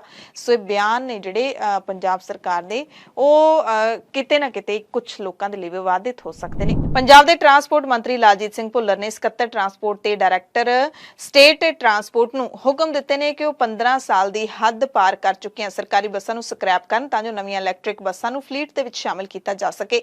ਇਲੈਕਟ੍ਰਿਕ ਵਾਹਨਾਂ ਨੂੰ ਉਤਸ਼ਾਹਿਤ ਕਰਨ ਵਾਸਤੇ ਬਣਾਈ ਗਈ ਇਲੈਕਟ੍ਰਿਕ ਵਾਹਨ ਨੀਤੀ 2023 ਨੂੰ ਲਾਗੂ ਕਰਨ ਦੇ ਲਈ ਪਾਬੰਦ ਰਾਜ ਪੱਧਰੀ ਈਵੀ ਕਮੇਟੀ ਦੀ ਪੰਜਾਬ ਭਵਨ ਵਿੱਚ ਹੋਈ ਮੀਟਿੰਗ ਦੀ ਪ੍ਰਧਾਨਗੀ ਕਰਦਿਆਂ ਭੁੱਲਰ ਨੇ ਦੱਸਿਆ ਕਿ ਰਿਆਇਤਾਂ ਇਲੈਕਟ੍ਰਿਕ ਦੁਪਹੀਆ ਵਾਹਨਾਂ, ਈ ਸਾਈਕਲਾਂ, ਈ ਰਿਕਸ਼ਾ, ਈ ਆਟੋ, ਇਲੈਕਟ੍ਰਿਕ ਲਾਈਟ ਕਮਰਸ਼ੀਅਲ ਵਾਹਨਾਂ ਤੇ ਦਿੱਤੀਆਂ ਜਾਣਗੀਆਂ। 27 ਜੂਨ ਨੂੰ ਪੀਆਰਟੀਸੀ ਅਤੇ ਪਨਬਸ ਦੇ ਕੱਚੇ ਕਾਮਿਆਂ ਨੇ ਚੱਕਾ ਜਾਮ ਕਰਨ ਦਾ ਐਲਾਨ ਕਰ ਦਿੱਤਾ ਹੈ। ਪੰਜਾਬ ਸਰਕਾਰ ਖਿਲਾਫ ਰੋਸ ਪ੍ਰਦਰਸ਼ਨ ਕਰਦਿਆਂ ਇਹਨਾਂ ਦੀਆਂ ਮੰਗਾਂ ਨੇ ਕਿ ਸਰਕਾਰੀ ਬੱਸਾਂ ਦੇ ਸਸਪੈਂਡ ਕੀਤੇ 200 ਦੇ ਕਰੀਬ ਮੁਲਾਜ਼ਮ ਬਹਾਲ ਕੀਤੇ ਜਾਣ, ਸਰਕਾਰੀ ਤਨਖਾਹਾਂ ਦੇ ਵਿੱਚ 5% ਵਾਧਾ ਜਿਹੜਾ ਤੈਅ ਹੋਇਆ ਉਹ ਕੀਤਾ ਜਾਵੇ, ਜਿਹੜਾ ਕੈਪਟਨ ਸਰਕਾਰ ਦੀ ਸਮੇਂ ਤੈਅ ਹੋਇਆ ਸੀ। ਰੋਡਵੇਜ਼ ਦੇ ਵਿੱਚ ਬਾਹਰੋਂ ਪਾਈਆਂ ਜਾਣ ਵਾਲੀਆਂ ਨਵੀਆਂ 116 ਬੱਸਾਂ ਦਾ ਸਮਝੌਤਾ ਰੱਦ ਕੀਤਾ ਜਾਵੇ। ਇਹ ਬੱਸਾਂ ਕਹਿੰਦੇ ਪ੍ਰਾਈਵੇਟ ਬੰਦੇ ਪਾ ਰਹੇ ਨੇ ਜਿਨ੍ਹਾਂ ਨੇ ਸਰਕਾਰ ਨਾਲ 5-5 ਸਾਲਾਂ ਦਾ ਸਮਝੌਤਾ ਕੀਤਾ। ਪ੍ਰਤੀ ਕਿਲੋਮੀਟਰ ਇਹਨਾਂ ਨੂੰ 6 ਤੋਂ 6.5 ਰੁਪਏ ਮਿਲਿਆ ਕਰਨਗੇ। ਇਸ ਹਿਸਾਬ ਦੇ ਨਾਲ ਕਹਿੰਦੇ 5 ਸਾਲਾਂ ਦੇ ਵਿੱਚ ਸਰਕਾਰ ਇਹਨਾਂ ਠੇਕੇਦਾਰਾਂ ਨੂੰ ਕਰੀਬ 80 ਲੱਖ ਰੁਪਏ ਅਦਾ ਕਰੇਗੀ। ਇਹਨਾਂ ਬੱਸਾਂ ਦੇ ਲਈ ਠੇਕੇਦਾਰਾਂ ਦੇ ਵੱਲੋਂ ਰਿਸ਼ਵਤ ਲੈ ਕੇ ਡਰਾਈਵਰ ਤੇ ਕੰਡਕਟਰ ਭਰਤੀ ਕੀਤੇ ਜਾ ਰਹੇ ਨੇ। ਇਸ ਭਰਤੀ ਨੂੰ ਵੀ ਰੋਕਣ ਦੀ ਇਹਨਾਂ ਨੇ ਮੰਗ ਕੀਤੀ ਹੈ। ਸਿਟੀ ਬਿਊਟੀਫੁਲ ਚੰਡੀਗੜ੍ਹ ਦੇ ਵਿੱਚ ਹੁਣ ਡੀਜ਼ਲ ਬੱਸਾਂ ਨਹੀਂ ਚੱਲਣਗੀਆਂ। ਡੀਜ਼ਲ ਵਾਲੀਆਂ ਸਾਰੀਆਂ ਬੱਸਾਂ ਨੂੰ ਸੀਐਨਜੀ ਦੇ ਵਿੱਚ ਤਬਦੀਲ ਕੀਤਾ ਜਾਊਗਾ। ਇਹ ਕਦਮ ਚੰਡੀਗੜ੍ਹ ਨੂੰ ਪ੍ਰਦੂਸ਼ਣ ਮੁਕਤ ਕਰਨ ਦੇ ਲਈ ਚੁੱਕਿਆ ਜਾ ਰਿਹਾ ਹੈ। ਇਹਨਾਂ ਬੱਸਾਂ ਦੇ ਵਿੱਚ ਸੀਐਨਜੀ ਕਿੱਟਾਂ ਲਾਉਣ ਦੇ ਲਈ 35 ਕਰੋੜ 31 ਲੱਖ ਦਾ ਬਜਟ ਤਿਆਰ ਕੀਤਾ ਗਿਆ। ਸਭ ਤੋਂ ਪਹਿਲਾਂ 100 ਬੱਸਾਂ ਨੂੰ ਅਕਤੂਬਰ 2023 ਤੱਕ ਡੀਜ਼ਲ ਤੋਂ ਸੀਐਨਜੀ ਵਿੱਚ ਤਬਦੀਲ ਕਰਨ ਦਾ ਟੀਚਾ ਰੱਖਿਆ ਗਿਆ ਸੀ। ਸ਼੍ਰੋਮਣੀ ਅਕਾਲੀ ਦਲ ਅੰਮ੍ਰਿਤਸਰ ਯਾਨੀ ਕਿ ਮਾਨ ਦਲ ਨੂੰ ਵੱਡਾ ਝਟਕਾ ਲੱਗਿਆ ਹੈ ਕਿਉਂਕਿ ਪਾਰਟੀ ਦੇ ਕੌਮੀ ਜਨਰਲ ਸਕੱਤਰ ਜਸਕਰਨ ਸਿੰਘ ਕਾਨ ਸਿੰਘ ਵਾਲਾ ਨੇ ਪਾਰਟੀ ਦੀ ਮੁੱਢਲੀ ਮੈਂਬਰਸ਼ਿਪ ਤੋਂ ਅਸਤੀਫਾ ਦੇ ਦਿੱਤਾ ਹੈ। ਇਸ ਦੀ ਜਾਣਕਾਰੀ ਜਸਕਰਨ ਸਿੰਘ ਕਾਨ ਸਿੰਘ ਵਾਲਾ ਨੇ ਖੁਦ ਆਪਣੇ ਫੇਸਬੁੱਕ ਪੇਜ ਤੇ ਦਿੱਤੀ। ਲਿਖਿਆ ਕਿ ਮੈਂ ਜਸਕਰਨ ਸਿੰਘ ਕਾਨ ਸਿੰਘ ਵਾਲਾ ਮਿਤੀ 22 ਜੂਨ 2023 ਸਵੇਰੇ 8:30 ਵਜੇ ਸ਼੍ਰੋਮਣੀ ਅਕਾਲੀ ਦਲ ਅੰਮ੍ਰਿਤਸਰ ਤੋਂ ਅਸਤੀਫਾ ਦੇ ਦਿੱਤਾ ਹੈ। ਜਸਕਰਨ ਸਿੰਘ ਕਾਨ ਸਿੰਘ ਵਾਲਾ ਤੋਂ ਅਸਤੀਫੇ ਦਾ ਕਾਰਨ ਜਾਣਨ ਦੇ ਲਈ ਅਸੀਂ ਕਈ ਵਾਰੀ ਉਹਨਾਂ ਨੂੰ ਫੋਨ ਮਿਲਾਇਆ ਪਰ ਉਹਨਾਂ ਦੇ ਨਾਲ ਗੱਲਬਾਤ ਨਹੀਂ ਹੋ ਸਕੀ ਕਿਉਂਕਿ ਫੋਨ ਲਗਾਤਾਰ ਬੰਦ ਹੈ। ਸੋ ਜਸਕਰਨ ਸਿੰਘ ਕਾਨ ਸਿੰਘ ਵਾਲਾ ਨੇ ਅਚਾਨਕ ਅਸਤੀਫਾ ਕਿਉਂ ਦਿੱਤਾ ਹੈ ਇਸ ਬਾਰੇ ਤਾਂ ਹੁਣ ਉਹ ਖੁਦ ਆਪ ਹੀ ਦੱਸ ਸਕਦੇ ਨੇ। ਕੌਮੀ ਰਾਜਧਾਨੀ ਦਿੱਲੀ ਦੇ ਚੀਫ ਮੈਟਰੋਪੋਲੀਟਨ ਮੈਜਿਸਟ੍ਰੇਟ ਨੇ 6 ਮਹਿਲਾ ਪਹਿਲਵਾਨਾਂ ਦੇ ਵੱਲੋਂ ਬੀਜੇਪੀ ਦੇ ਸੰਸਦ ਮੈਂਬਰ ਤੇ ਭਾਰਤੀ ਕੁਸ਼ਤੀ ਮਹਾਸੰਘ ਦੇ ਸਾਬਕਾ ਪ੍ਰਧਾਨ ਬ੍ਰਿਜ ਭੂਸ਼ਣ ਸ਼ਰਨ ਸਿੰਘ ਦੇ ਵਿਰੁੱਧ ਦਰਜ ਕੀਤੇ ਜਿਣਸੀ ਸ਼ੋਸ਼ਣ ਮਾਮਲੇ ਨੂੰ ਉਸ ਅਦਾਲਤ ਦੇ ਹਵਾਲੇ ਕਰ ਦਿੱਤਾ ਹੈ ਜੋ ਇੱਕ ਸਬੰਧਿਤ ਮਾਮਲਾ ਪਹਿਲਾਂ ਹੀ ਸੁਣ ਰਹੀ ਹੈ। ਸੀਐਮਐਮ ਮਹਿਮਾ ਰਾਏ ਸਿੰਘ ਨੇ ਮਹਿਲਾ ਪਹਿਲਵਾਨਾਂ ਦੇ ਕਥਿਤ ਜਿਣਸੀ ਸ਼ੋਸ਼ਣ ਨਾਲ ਸੰਬੰਧਿਤ ਕੇਸ ਤੇ ਦਿੱਲੀ ਪੁਲਿਸ ਦੀ ਚਾਰਜਸ਼ੀਟ ਵਧੀਕ ਮੁੱਖ ਮੈਟਰੋਪੋਲੀਟਨ ਮੈਜਿਸਟ੍ਰੇਟ ਹਰਜੀਤ ਸਿੰਘ ਜਸਪਾਲ ਨੂੰ ਭੇਜ ਦਿੱਤੀ ਹੈ। ਇਹ ਅਦਾਲਤ ਕੇਸ ਦੀ ਸੁਣਵਾਈ ਹੈ ਜਿਹੜੀ ਉਹ 27 ਜੂਨ ਨੂੰ ਕਰੇਗੀ, ਯਾਨੀ ਕਿ ਹੁਣ ਬ੍ਰਿਜ ਭੂਸ਼ਣ ਦੇ ਖਿਲਾਫ ਜਿਣਸੀ ਸ਼ੋਸ਼ਣ ਦੇ ਮਾਮਲੇ ਦੀ ਸੁਣਵਾਈ ACMM ਅਦਾਲਤ ਕਰੇਗੀ। ਪੰਜਾਬ ਦੀਆਂ ਵੱਡੀਆਂ ਖਬਰਾਂ ਦੇ ਇਸ ਖਾਸ ਬੁਲੇਟਿਨ ਦੇ ਵਿੱਚ ਹੁਣ ਤੁਹਾਡੇ ਸਭ ਤੋਂ ਇਜਾਜ਼ਤ ਚਾਹੁੰਦੇ ਹਾਂ। ਧੰਨਵਾਦ।